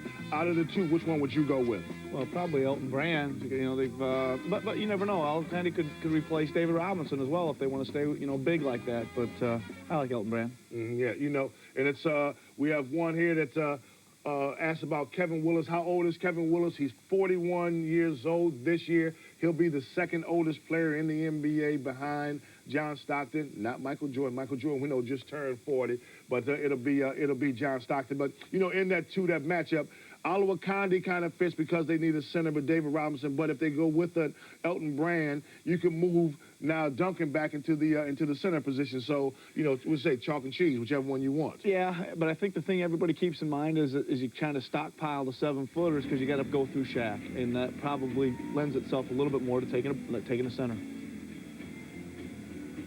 You can expect around here. Students receiving a certificate from the teachers. Enter to winter floor seats, win floor seats to a Spurs game. Tickets to the Spurs suite, limo service to and from the game. Or reading time out with a Spurs player. And how about putting them into another turnover? They couldn't get the ball across in 8. I know. You couldn't quite get that red by the time of violation. When Will 70 throws the towel on me, and then you add to it. Spurs 3 of 6. Rockets don't have a point. As they turn it over, they're 0 for 3 to start. Now, there must be nitrous oxide in the air. Oh, my goodness.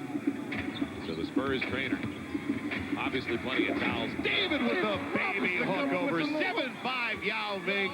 David feels 22 right now, not Yao. Spurs 4 of 7 to start the second half with their biggest lead of the game by 22. We got to talk David into sticking around for a lot longer. How about 4 months of basketball starting right now? Steve Francis with the left hand. Pretty impressive creation of space by Steve Francis. I thought that was traveling. He hopped almost 2 feet.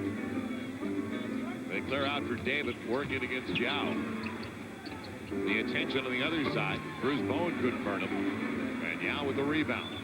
Yao in the 2 games against the Spurs has averaged 19 and 13. So far today, he's got 6 and 3. Well, he had the big games, the 127-point game. I got him the numbers early. Steven Jackson with another foul. David Robinson looking young. No question. I mean, he comes with this hook, gets a little separation there. Yao didn't quite know what to expect, and by the time he got up, it was too late. Second foul on Steven Jackson, second team foul on the Spurs. The team fouls identical so far. 4 minutes into the third quarter. Tim pushing Yao as far away as he can. The deflection. The save, though. And an easy look for Eddie Griffin. So the Spurs did everything pretty well and almost took it away again. And what they've really done exceptionally well, I think, is defensively, they've made it hard for the Rockets to get any kind of looks where they can get close to the basket. Tim Duncan wants to go up against Griffin. Lays it off for David because Yao came over. Hey, Tim Duncan and David are playing. because Tim sees Yao coming, and if Yao Ming comes off of David Robinson, he is getting the ball and finishing strong. It is back to a 20-point advantage for the Spurs. Just about 5 minutes into the third. Posey, not much of a factor today. Jackson all over him. Almost took it away. Now the deflection created the opportunity for Posey to pick it up and take the 7.5-2 into the rack. Spurs. Bowen wanted to travel, but it really wasn't one. Now Tony Parker. Jackson's there. Almost a brilliant play. Timed well. You got to worry about the Spurs because there's going to be a run before the end of the quarter. Francis walked with the basketball. He's walked the last 3 times he's had the basketball. He's traveled. And they caught him on this one.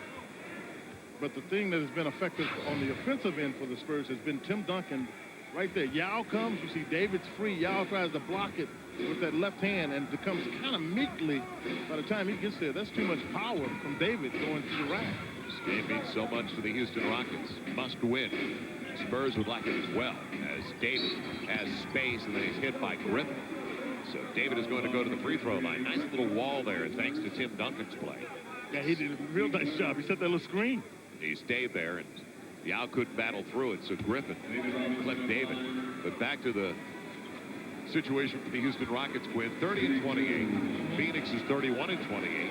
The start play today as David comes through at the line. Now, don't forget about the Warriors. Right. There's a threesome battling, and all 3 started March with 24 games left to grab that final playoff spot. Now, Phoenix lost to the Hornets last night. Of the final 23, 14 come against teams that have better than 500 records for the Phoenix Suns. Right. Warriors have 16 of their final 23 against teams over 500. While the Rockets have just 12 of their last 24 against teams with winning records. So the opening is there. Steven Jackson, again defensive, trying to take it away. Has he ever been active at that end of the floor? Well, he's got to be feeling pretty good about his game. Yeah, with the shot clock coming down against David. Oh, and good David play. was up in the air. David got caught on a little fake. He sure did. Well, what and why I said it's a good play, because Yao is a guy, you know, you're talking about a guy that hadn't played here before. All of a sudden, he gets David Robinson in the air, and he understands what to do. He went into David and got the foul. It is his first trip to the free throw line tonight. As he gets the first. Well, Yao is second to Gerard Butler in scoring. He is also second to Amari Stoudemire in rebounds with 8 a game. He leads all rookies in blocks, leads in field goal percentage. He's third in free throw percentage as he gets 2 there. How about 81% for the kid at the free throw line? He's an exceptional shooter. There's no doubt about it. He has a good touch. He just happens to be long with a good touch. They moved David to the other side, and Yao's playing him. And he's forcing David to his right. Tony Parker free for 3. Strong. It was a good look. Yeah, had a clean look. The trailer Mobley with a 3. And Yao underneath, tied up by Steven Jackson. As I said, Jackson's around the ball a lot at the defensive end of the floor. Yeah, he is. Got good feel for where to get. Got there in time. Otherwise, it's an easy one for Yao. Absolutely. I was going to say, Yao had a putback if Steven Jackson didn't get there. You're absolutely right, Joe. So even though he should control the tip, you never know. And there's Tony Parker, who almost got it away from Francis. Stole it. Spurs still by 17. Posey setting up a good baseline look for Yao. He's got a great stroke. There is no question. It is down to 15. Yao into double figures with 10. 6 at the break. Parker kicked it after Francis got a piece of it. And Francis is fouled from behind by Tim Duncan. So make him earn the 2 at the free throw line.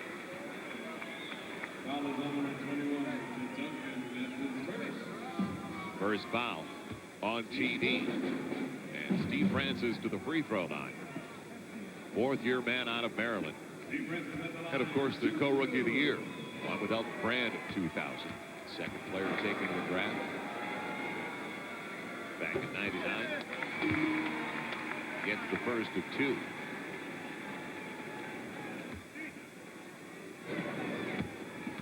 So all of a sudden, Rockets started to get to the free throw line. They haven't missed yet. And now 10 of 10 after the make. Spurs only 5 of 7 at the strike. So the Spurs need a timeout. They'll get it. Although Parker may burn them. it is going to be a timeout. If he had a clear path to the basket, there would be no timeout. You and I both know that. No, We've seen it before. Yep, we've seen it before. Come right back to Houston with exactly 5 minutes left in the third quarter.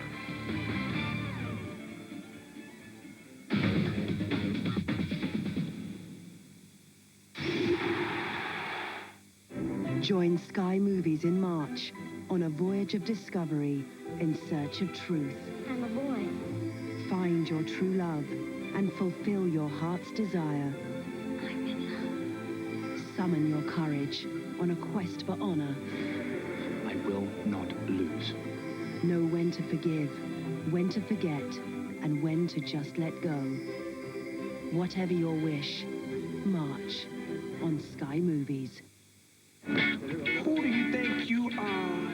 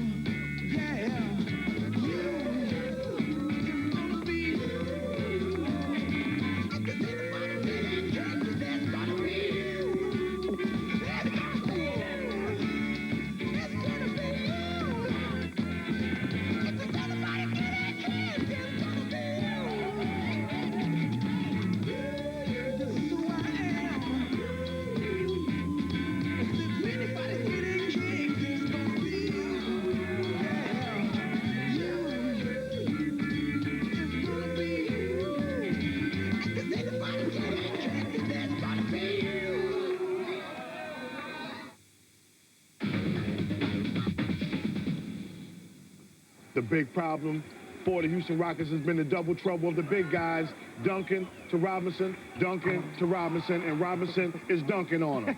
That's exactly right. We talk about Tim Duncan. Fundamentally, there he is showing how good a great passer he is. That's unbelievable for a 7-foot guy to be able to shoot, score, and only pass and find his buddy underneath the basket whenever he's open. And 39%. And the Rockets, let's face it, the biggest problem for the Rockets is stopping opponents recently. The Knicks shot 59% against the Rockets. The Wizards, 49%. Those are the last 2 games, both losses. So the Spurs with the basketball, 19 left on the shot clock, 5 minutes left in the third quarter, and still a 13-point lead. They led by 12 at the break. Backdoor, bad pass, and a turnover. They tried to get the pick and the rub to get it to David. Now Mobley points off a turnover, almost a 3, as Duncan chases it down. Beat Griffin, and Yao to the basketball. So the Spurs with 19 assists. Other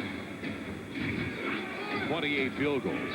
What a percentage. Jackson on the crossover, setting up Tony Parker. Tried to blow by Francis. Got caught in the paint. Tim Duncan. David kept it alive, but Mobley's got it. Tony Parker had the shot right away. What he did was end up driving into Francis, who was trying to recover to him. There was no need to even go in that direction. As long as you say don't say Tony Curtis, we're in trouble. Shot clock deep again. It'll be Griffin. And he has been flat today. Yeah, kept it alive. Yeah, he's shooting the ball on the way down. This is where Francis is at his best. Caught in the air. Griffin, another foul. Most of Griffin's points have come on putbacks. They really have. He hadn't had a chance to get much else going. And now, Parker is the deck. Nobody touched him, obviously. No whistle and a turnover. So back-to-back empty trips for the Spurs. And well, Bill Kennedy, for some reason. They can't make the substitution, though, can they? Malik Rose into the game. Manu Ginobili also coming in. Yeah, they can. They can make it. I'm sorry. I was thinking on made. That's not a made. That's a out-of-bounds call violation. Right now, an opening for the Rockets to get inside a double-digit deficit. Well, that's one of the reasons Greg Popovich made the substitution, because he's got to get some energy going again to get some other opportunities. Ginobili was that. Yao, tough ball away. Rebound for Griffin. Griffin all over it, and he'll go to the line to shoot 2. They call Tim Duncan. Put a hand in Griffin's face. He's having problems on anything 2 or 3 feet more than that away from the basket. Unfortunately, he was active for the Rockets to get to that one. I thought Tim did a nice job just getting his hand up. Griffin's got 10 and 7, but he's only 5 of 12 from the floor. Now, the Rockets, they get it close. They have not been successful this year. In fact, they're only 2 and 8 games decided by 3 or less. Does that mean the odds are in their favor? Well, they've got a lot of close games. Always. 4 of their last 9 have gone into overtime. And last year, they had a franchise record 10 in overtime. Just asking you, Coach. Griffin making the most of it at the free throw line. And actually only got 1 of 2 at the free throw line. He missed the first, got the second. So Ginobili out there for the first time in the second half. Tim Duncan setting up a wide open Steven Jackson. He had the 3, goes for the deuce. Tim gets contact and goes to the line. How about the penetration by Jackson? I mean, what Jackson is able to do is get in and out of positions or angles. He's in the corner when he catches it. Tim sees the help coming, and that right there. Now watch it. Watch the angle. He creates an angle here and another one to make Francis miss. And then Tim just gets inside amongst the trees, and he got fouled. Well, how many big guys? First of all, Tim gets a pass that's 100 miles an hour, well, 2 feet away. How many big guys aren't going to let it hit the floor? That's a great catch. No, you're right. You're absolutely right. And back to Steven Jackson, as we're going to see Joaquin Hawkins come into the game for the first time, and Hawkins has played well for them recently. Tim gets both free throws. But Steven Jackson, it all of a sudden clicked about 4 weeks ago. He doesn't settle for anything anymore. He always penetrates when possible. You know what guys sometimes figure out? You know how guys they stand out there and say, Coach, I'm open. At some point, Coach says, there's a reason you're open. Yeah, I don't think anybody's going to stop when he gets that. No, because he lifted Tim. He got Tim off the ground to chase what Tim thought was going to be a shot. This is the most important 2:40 of the game. 10-point lead for the Spurs, and the crowd into it basically for the first time. It's almost like we're in church today. They have been that quiet. I didn't quite think about it like that. Now Tim blowing by Yao, but Griffin comes over for the block, and it's saved by Mobley. There was contact down low. Pop was talking to David Jones, trying to get a whistle. Big trip for Houston. They don't double Yao. He backs his way in on finally. The double is there. Francis lost it. Tony's got it. Spurs have some numbers if they want to push it. Parker's got Jackson in the corner. Leaves it off with a high percentage one. Malik Rose blows the layup. Gets it back and capitalizes. Does a nice job just staying after it because it looked as though it was going to be a blown opportunity. So the Spurs back up by 12. Inside of 2 to play in the third. Well, Yao wants to go to work. And everything going through Yao, the offensive end now. So they're trusting not only shooting ability. Oh, what a stop. Blocked by Duncan. And what? You got to be kidding me. You talk about... Oh, my goodness. I thought it was talk radio, delay of game. Was it 7 seconds, that delay? Man, oh, man. This looks to me to be clean. That is a block. There is no chance that's a foul. That ranks. I mean, he's got his hand on top of the ball. And then, as the Spurs push at the whistle game. So I'm disappointed that it's a bad call. You're disappointed it's a bad call and late. Well, I just thought maybe it was because of our satellite signal. When it went up and beat back down. Woo. So a couple more free throws, and the Rockets right now making the most of it at the free throw line, although Griffin misses 1 of 2 like he did the previous trip. The only 2 misses for the Rockets is Steve Kerr has taken over at the point for Tony Parker. Tim Duncan against Kelvin Cato. And Tim lost it. They're going to say it belongs to the Spurs. That's an even up all the way. Nobody else touched it, but Tim, how could it belong to the Rockets? Did anybody else touch it? We'll get a chance to take a look to see if anyone else touched the ball. Tim goes down. No, right there, Eddie Griffin definitely touched it. Because the ball, if Tim had been able to throw it with his force, he'd have thrown it right over the line, and Griffin made it go down. Shot clock down, Duncan up. Spurs get it again. Spurs lead by 13. And Tim's a little ticked off, too. I don't blame him at all. He's second in the league in block shots, and he had a classic block. Oh, without a doubt. Hand all on top of the ball. Final 60 seconds. Ginobili all over Francis. Cato can't hang on. Good help by Jackson. He'll say it was last touch by the Spurs with 58.6 to play in the quarter. Plenty of time on the shot clock for the Rockets. The combinations have worked today for Greg Popovich, especially in the second quarter. Reserves expanded the lead. Will they call a foul? It's knocked out of bounds with a block by Tim Duncan. What a job by Tim. Well, one of the reasons they didn't call the foul, because Tim may have got it. Watch the right arm. Does he push him away? Yeah, that's one of the reasons why they didn't call. That's why Tim loses his balance, because the loose arm, you'll see, he gets the block, and then he gets pushed away. Griffin and Ginobili, with a man over his back, comes up with a rebound. So the Rockets out of fouls. Loose ball foul sent Manu Ginobili to the line to shoot 2. They got it down to 10, had the basketball, and that's when we talked about the final 2 minutes. That important trip for Houston. But Francis actually lost it on his own. He really did. You know, you got to give the Spurs some credit here, I think, because I think what you want to be able to do is see the team bear down defensively and then make it happen. And that's what the Spurs were able to do. Getting kind of physical over here, buddy. I'm sorry.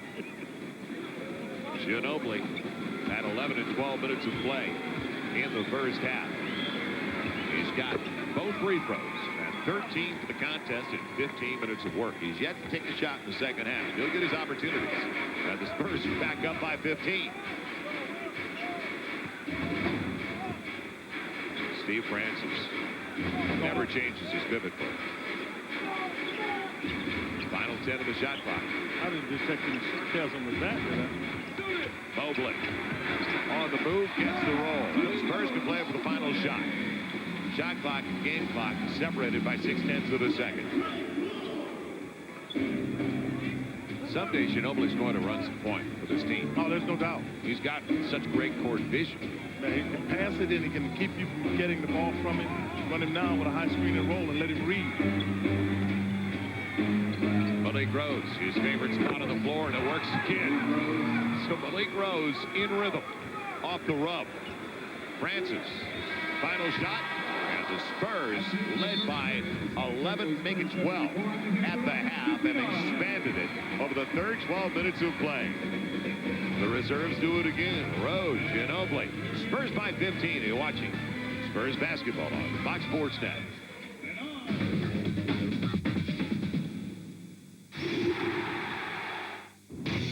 Fourth Monday Night Football, the Second City Derby. After their most humiliating defeat of the season, Aston Villa look to restore local pride against Birmingham City. Tomorrow at 7 live, Sky Sports 1.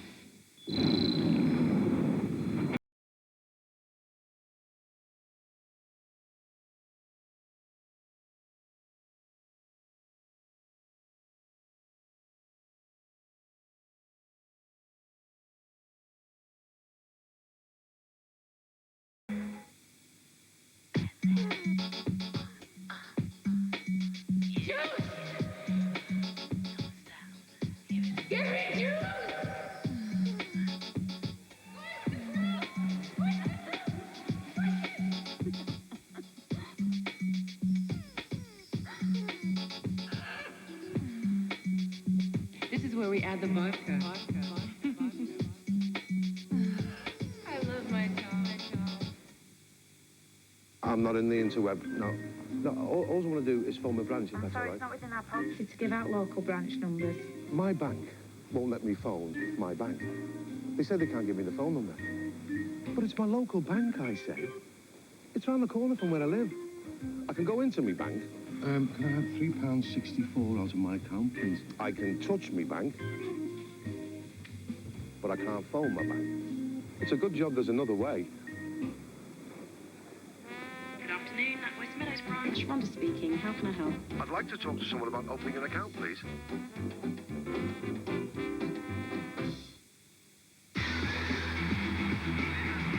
It's time time to get serious. If these teams want to make it to the Premiership. A nationwide football double Tuesday and Wednesday live on Sky Sports 2.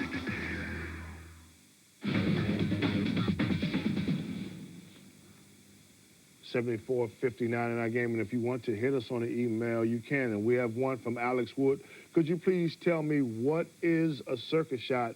It's just a shot that, you know, a guy that shoots something up there that might be wild and crazy versus the average shot that happens to go in or miss. They define that as a circus shot, you know, not really with the clowns. Now, this could be considered a circus shot here if you wanted to really go with it. But David Robinson, contemplating, I think he'll sit out for a little while, but David has earned the rest. He has 14 points, 7 rebounds in this game so far. Duncan with 14, Violi with 13.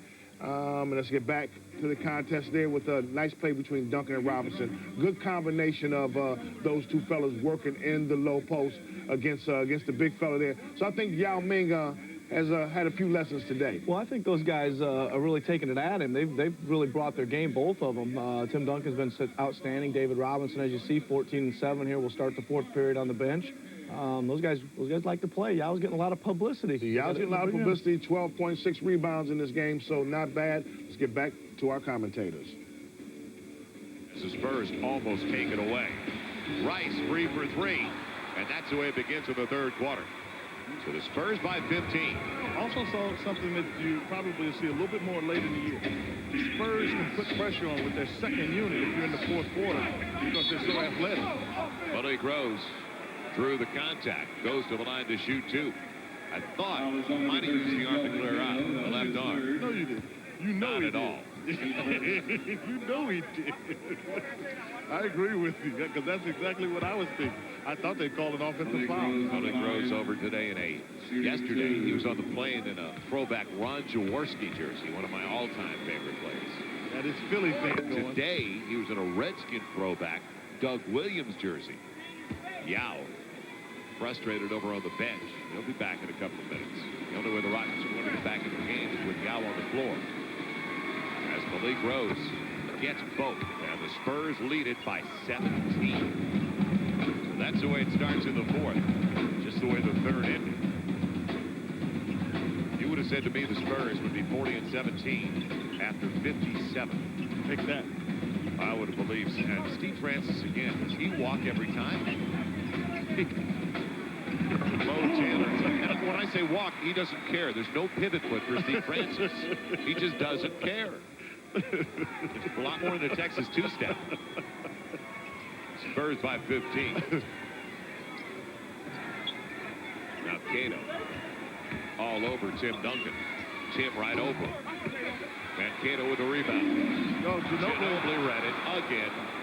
No shot there. No, Ginobili's just, he's so quick. He can start down like he's going in one direction. Come back. Good ball movement.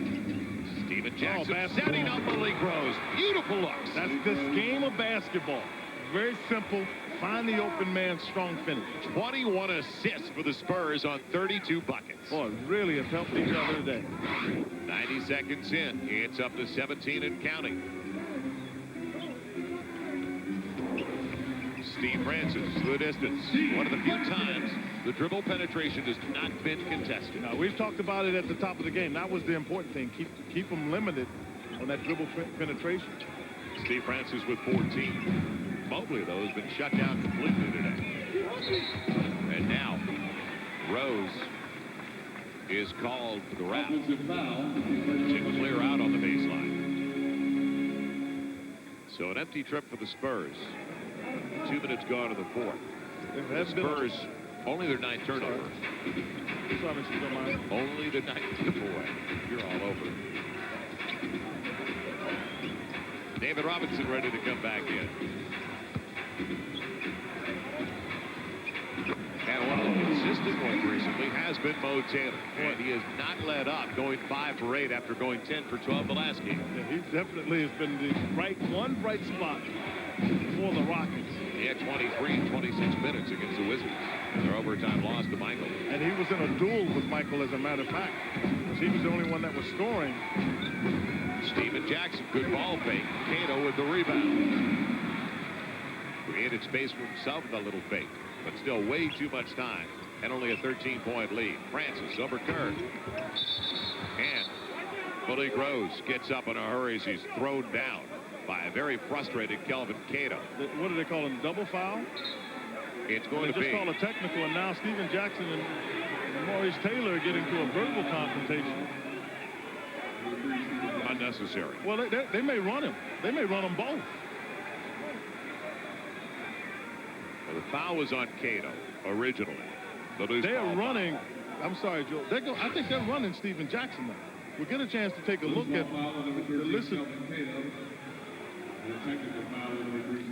Oh, they got okay with a technical, but they were talking about running. It's down there is the action. See, they're tied up. Malik and Cato. So now a technical free throw coming up for the Houston Rockets. As Glenn Rice takes the deficit down to a dozen. Spurs will have the basketball, though. And right now, the old chill-out period with 9:16 to play. The what? Like, chill out for a while. I hadn't quite heard that one. The old chill-out period. Okay, yeah, they did a good job. The officials really did. They got on top of it early. Right, they saw Steven come in and Mo Taylor. They gave the technical to Steven Jackson. Now it's important for the Spurs. Got to get your momentum back. Don't let that little circumstance there take away your momentum. Trying to set up David inside. That was taken away. Ginobili splitting things. Oh. Steven Jackson, shot clock down. Good look. David keeps it alive, won't give up on it. Loose ball goes over to Glenn Rice. So Steven Jackson had a great look at the basket. Oh, that's Maurice Taylor. Mo Taylor throws an elbow at Malik Rose. Retaliation and a timeout. Spurs are going to have it when we come back. Spurs get a break there. That was a mistake by Taylor. Spurs in the driver's seat. Can they hang on? 13-point ball game. Now, the NBA draft always comes with high expectations, and the higher you're drafted, the more that is expected. Here are 6 players who are pacing the freshman class so far. Miami's Karen Butler, who played 2 years of college ball, leads in scoring. Amari Stoudemire of Phoenix, fresh out of high school, tops the youngsters in rebounding. And Yao Ming from China is the leader in field goal percentage. In other words, there's no exact science to where to find the talent. The prize for one of these guys will probably be the Rookie of the Year. And looking at this group here, Nick, who jumps out at you? I like Amari Stoudemire, Coach. I think he's right there, 13-4, almost 9.3, almost a double-double. He's got 22 double-doubles on the year. Yep. Yao Ming's right there, almost a double-double, too. He's got 21 double-doubles on the year. Comes down to Rookie of the Year. I'm going with Yao because I think more media follow him than they do Amari. Karen Butler playing with Miami, so they're struggling right now. But he's the only rookie to start every game throughout the season that he's played, and he's had a couple games where he's been injured. But, you look at the ages. I mean, all of them are young except for, Garasek, who's 25 years old. But in our game, we have another 25-year-old rookie, Manuel Ginobili, who's played very well today, 14 points in the contest, but he's shown some skills as well. Yeah, as you see there, knocked down the 3, very smart play. Even the alley-oop dunk. He didn't know he had all that stuff. He showed everything he can do so far. But with Ginobili and the rest of them that they're in that group, all good athletes, all seem to be solid basketball players. Stoudemire, here's a guy that's 20 years old, fresh out of high school, and they're saying, can he make the jump to the NBA? Has a body of a 30-year-old man. Is built extremely well, but he's competitive and he's fundamentally sound. Well, he plays very hard too. He plays with a lot of intensity. He's going to dunk on you. I saw him a few weeks ago just dunk on about 3 guys, like he's a veteran, and he takes it to the rack with authority. 78-66 in our game.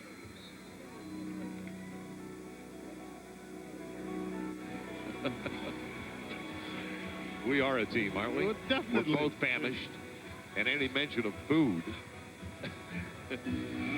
So now the Spurs get it back after Mo Taylor picked up the foul. 8:44 to play.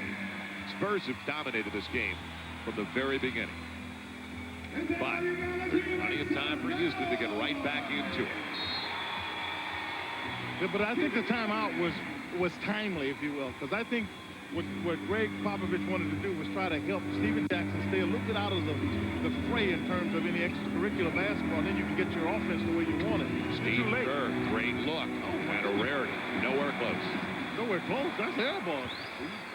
Hawkins almost gave it away. Spurs back in the transition. Mo Taylor trying to back in Malik Rose. Down to 10. Spurs need some of the regulars, and they'll bring them back in as Parker is going to get back onto the floor. Also Bowen. See Tim Duncan momentarily as well.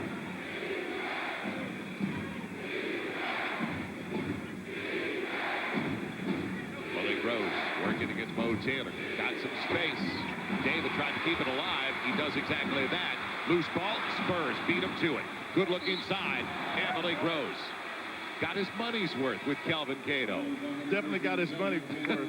But Ginobili does a nice job keeping the ball alive for the Spurs. And David as well. Yeah, David knocked it out. The ball was going to the basket for the Rockets. And Ginobili figured out a way just to get a finger on it. Cato gets his 5th. Down goes Cato. 7:49 to play. Malik, great stroke. Perfect to the free throw line with 11 off the bench. Kerr, Jackson, Robinson, Ginobili, and Rose trying to maintain the edge the Spurs have had all afternoon. The Spurs go 5 over the 500 mark on the road. Rose, clutch free throws. Spurs by a dozen again. Here's a game when the game starts getting a little bit out of hand, where there's a lot more than just playing. This is when you need to keep your composure. That's one of the things that has to come out of this for Jackson, is Francis got it ripped from him by Tony Parker. And Francis, then out of frustration, tried to get it away. Tony got him on a crossover. Yeah. Kind of stole him a little bit. Been a tough day for Francis, though. He's got 14 and 5 to go along with 5 assists, but it doesn't seem like he ever had a rhythm. But he's not impacting the game. I agree with you. He's got numbers, but he normally impacts the game better than this. Ginobili stripped by Joaquin Hawkins. Now Francis on a run against Malik Rose. Easy finish. It all started at the defensive end, though, for the Rockets. Spurs by 10. The critical trips coming up. Malik Rose against Mo Taylor. Taylor got there late. Rose sets up a wide open Ginobili. What will it be? Right back to Rose. What basketball? Ginobili playing the game. I mean, he is so good at getting in the crevices and forcing you to have to cover it. That is 22 assists, and Ginobili's got 4 off the bench. Jackson leads the way for the Spurs with 7, and there's a clear out inside by Mo Taylor. Offensive foul on that another empty trip. Now watch Ginobili on this play. He's wide open. Now watch him. He gets the defender out of the way, and you can see Rose is standing right there. Does a nice job getting it to him, and Rose gets the ball up the glass on the other side. Malik Rose doing all the scoring for Spurs in the quarter. His last touch by Taylor. Spurs will keep it at the offensive end. Yao is back in the game. So Malik Rose with 14 points. Spurs have 5 in double figures. We talk over the balance. Steven Jackson's got 8, close to 6 in double figures. Ginobili for 3. I mean, puts the Spurs back up by 15. Ginobili with 16 points in 22 minutes, 6 of 7 for the field. Malik Rose, though, with a great job defensively, and it's a giveaway by Taylor. He's trying to do too much on his own, isn't he? He really was. That's exactly the case. He tried to do too much. The defenders for the Spurs right there, and they got the ball, and it was an easy get, if you will. Great look for Rose. Parker gets the assist. Rose has 16, and the Spurs lead by 17. And back in offensive rhythm as well. Baseline bums love it. So does everybody else wearing silver and black in the compact center. So the Spurs trying to make it 13 out of their last 14, sharing the basketball. Rose 10 in the 4th quarter. Big. Spurs dominating once again.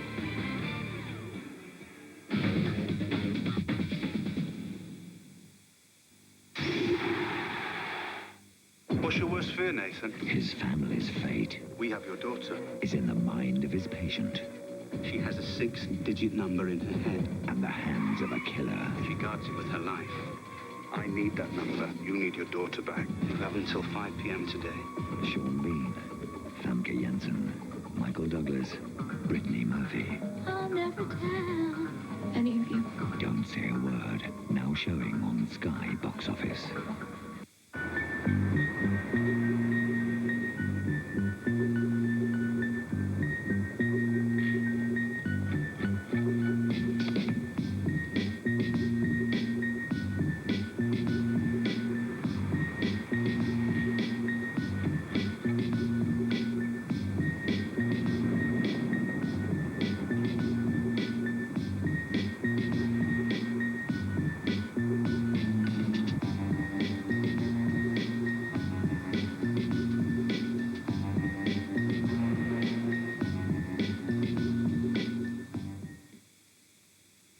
Searching forearms and battling elbows.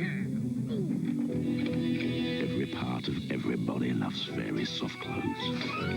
Sleeping cheeks, middle-aged torsos. Collect Treasure Planet characters with very soft clothes.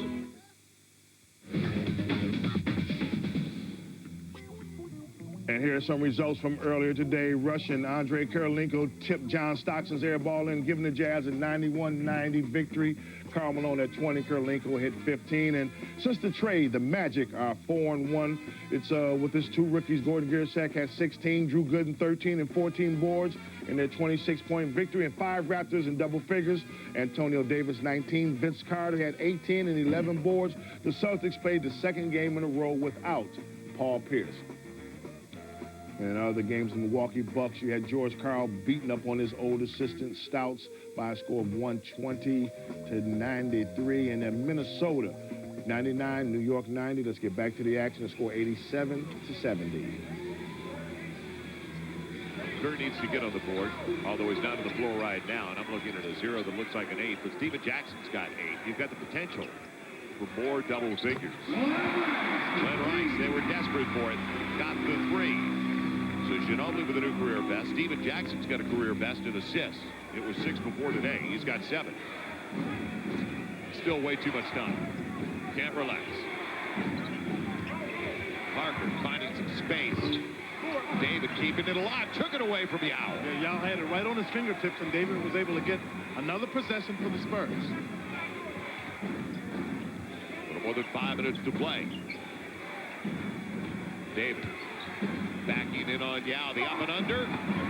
Loose ball, but he grows after it. Last touch by the Rockets. 7 left on the shot clock. No, that should be the... now they'll send it the other way. It should have been. Malik sold it well, though. He did go into the selling mode. I mean, David gets forced to his right hand where he has to come back into Yao, and the block is actually by Taylor. Now, the ball will drop down, and you can see it drops off the left knee of Rose. Inside of 5 minutes to play. Spurs still lead by 14. Rice. And nice move on his weak side with the left hand. Yeah, they're running him off a double screen, and Rice normally pulling up. Couldn't pull up on that one and put it on the glass left handed. Right. Ton of time left. That's why Tim Duncan is going to be coming back in. Ginobili. It'll go through David. And David forced that one. Loose ball out of bounds on Davis. So a couple of empty trips. Tim Duncan back into the game. And our Miller Lite play of the game, the great teamwork that we've seen all day, especially between the big men. Big back of Tim Duncan has 3 assists. Spurs have 24. The Rockets right back in the basketball game after it was expanded to 17. They've got 5 straight. It's down to a dozen. That's their hottest hand. Ginobili takes it away from Rice. Picked his pocket clean. Now the distance against Francis. And Ginobili will go to the free throw line. First thing I look at, how's his ankle? His ankle does not bother him anymore. Yes. But I'm telling you, he does so many things other than score. Now, he comes from a long way to get that play there. Gets it, and Steve Francis, who can jump as well, tries to go up, but Ginobili makes sure that there's contact, gets to the foul line. So Manu adds to his career best, and it's going to continue. where we'll talk about Ginobili adding to career highs. He's got 17 with 4 assists.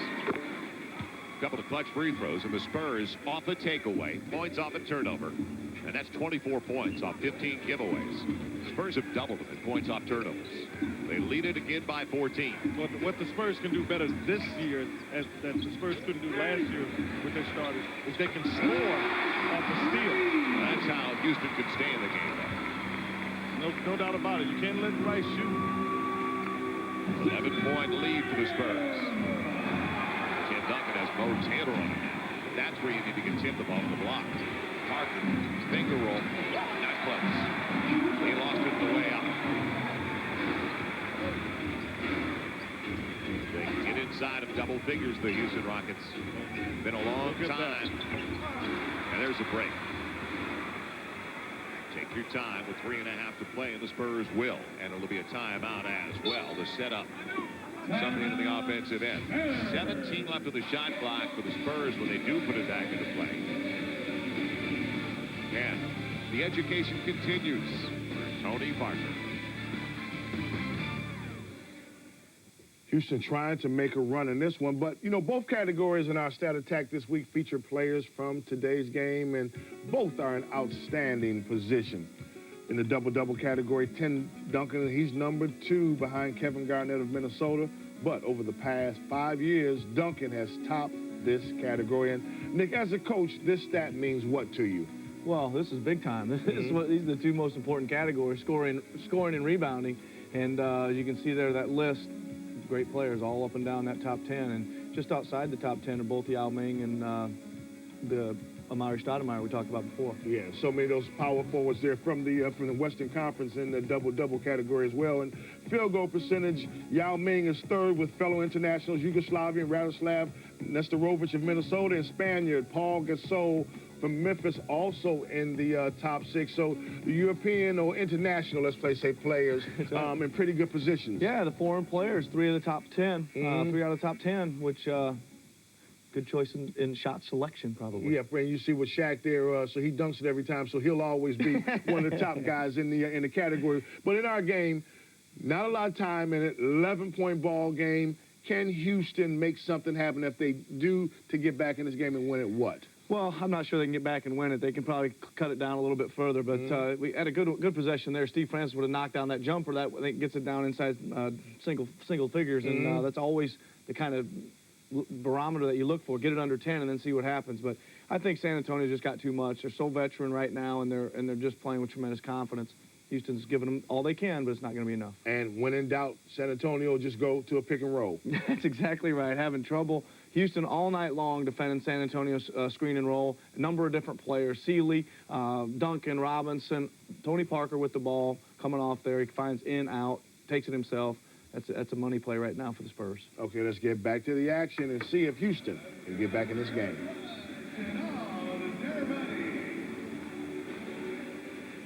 We're 6th seed right now. Elsewhere in the West, T-Wolves beat up on the Knicks, win it by 9, but they clobbered over 3, and then the Knicks outscored them 35-24 in the 4th.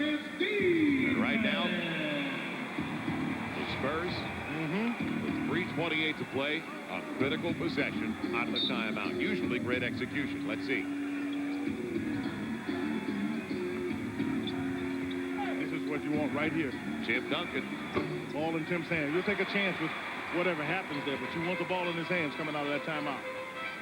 Spurs, though, after the miss, only 4 for 14 in the 4th quarter. Right at 30%. Rockets, 8 of 11, 73%. Yao against David. David holding his ground. And now, Tim defended well, but Francis still did it. It's down to 9. Boy, I'm telling you, he got in the air and was able to double clutch it to keep the block from happening. And both Tim and David moved their hands because they didn't want to foul. You got to go back to the first half. That's as close as the Rockets have been since the first half. Oh, he's got that. Duncan over Taylor all day and twice on Sunday. Yeah, Taylor can't guard him there. If you let Tim get his foot in the paint and take a dribble, there's not much that Taylor can do. He just doesn't have the size. What balance for the Spurs. David defending Yao and holding his ground, but Yao's still in the position inside. How you going to defend that lane? Not very easily. It's back to 9. Spurs need to use some of the clock as well. And they will. That much time on the shot clock. Let's take it down inside of 2 minutes left. Even on Tim's side, as long as Mo Taylor is on him. Shot clock deep. Tim over Taylor. David kept it alive, but it went right to Francis. Final minute 50. They're going right to Yao. And so this is the future. As you talked about, David poked it free. David got it away. And now Ginobili, will he take it strong? Yes. On Mobley. Oh! How can you wipe off the basket? He just picked it up. The ball didn't go down again, did it? Foul was on number 5 for Gino Mobley. That's what I thought. I thought that the definition is if he doesn't put the ball down. Right. There's not another dribble. Let's see. It depends on when he called it. No, you're right. Continuation. No, you're right. Ball never went back down. Well, a couple of free throws anyway because the Rockets are out of fouls. Believe it or not, the Spurs don't have a team foul in the quarter. Ginobili has done a very fine job in getting to the foul line and capitalizing on him, having made all 5 of his attempts. And now 6. He's yet to miss. Manu gets 20 for the first time as a Spur. He's got 20. Rose has 16. You've got 3 others double figures among the starters. Francis again. Opportunity for the three-point play. He can take it down to 8. Still too much time. Well, they said David is the one to follow him. David comes in there, and they said he fouled him. So Steve Francis up to 21 points with that free throw. Very quietly putting together some incredible numbers. But it's not like he dominated. Steve Francis, he really didn't get into the game until late. Tony Parker off the kick. Stick it. Great look. Got to make it. Francis. Oh, this is too good a look for Glenn Rice. And almost a brand new ball game. Rice hits that. It's anybody's. Francis denied by Tim Duncan, and that'll do it. Tim Duncan with a clean block. Spurs don't need to press the issue, and they foul the right man, Bruce Bowen. So the Spurs by 8. If Rice hits that 3, all of a sudden it's up for grabs. Yeah, it definitely would have been up for grabs if Rice knocks that down. If you're looking at an 8-point game as it is, Francis goes to the basket hard. He kind of jumps backwards and loses the balance on one foot. I don't know if it's because Tony's behind him. But that is the play that really makes the difference, I think. Bruce Bowen going to the free throw line for the first time today. And like everybody else, has come through at the stripe. And the Spurs started the game yesterday 18 of 20. As that's what they're at right now for the free throw line. Francis, Mobley, Yao, along with Rice and Taylor out there. And Yao with the rebound after the miss and a 9-point affair with 57.8 to play. We'll come right back to the Compact Center. Spurs on their way to their 4th consecutive win. And our game there, seeing Houston trying to make a little run here. But, you know, in the Western Conference, it's such a great division for power forwards. We'll take a look at some of the top 10 power forwards in this division. And, you know, I mean, day in and day out, these are guys that if you want to play in the Western Conference and you're 6'10" and you're strong, these are the type of players you have to play day in and day out. And there's such a variety. Kevin Garnett, real athletic. Tim Duncan can do a little bit on the inside, outside, but mainly out inside. Dirk Nowitzki, 7-footer who handles and shoots like a guard from the outside. How about those top 3, Duncan, Garnett, and Weber? All of them make a case at different times for being MVP of the season, even. Nowitzki with his great shooting touch. Rasheed Wallace can play, and his emotional, his emotions getting him in trouble a little bit. Elton Brand, every year that he's been in the league, he's averaged a double-double. Yep, and then you got the veteran, Karl Malone, who keeps doing his thing, and then Paul Gasol, who from Barcelona. Last year's Rookie of the Year. Gasol, you know, Amari Stoudemire, who we're talking about this year, but you know, you come in and you have to play against that type of makeup. You know, that's where, you know, for me, when I saw the trade of Memphis where they traded Drew Gooden over to Orlando, I was like, Gruden will be better off in the Eastern Conference instead of having to go against these type of guys game in and game out. Well, that's quite a list there to go through, up and down, night in, night out, if you're playing that position. And obviously, if we put a list like that in the Eastern Conference, I think it'd be very, big difference, in the quality of play.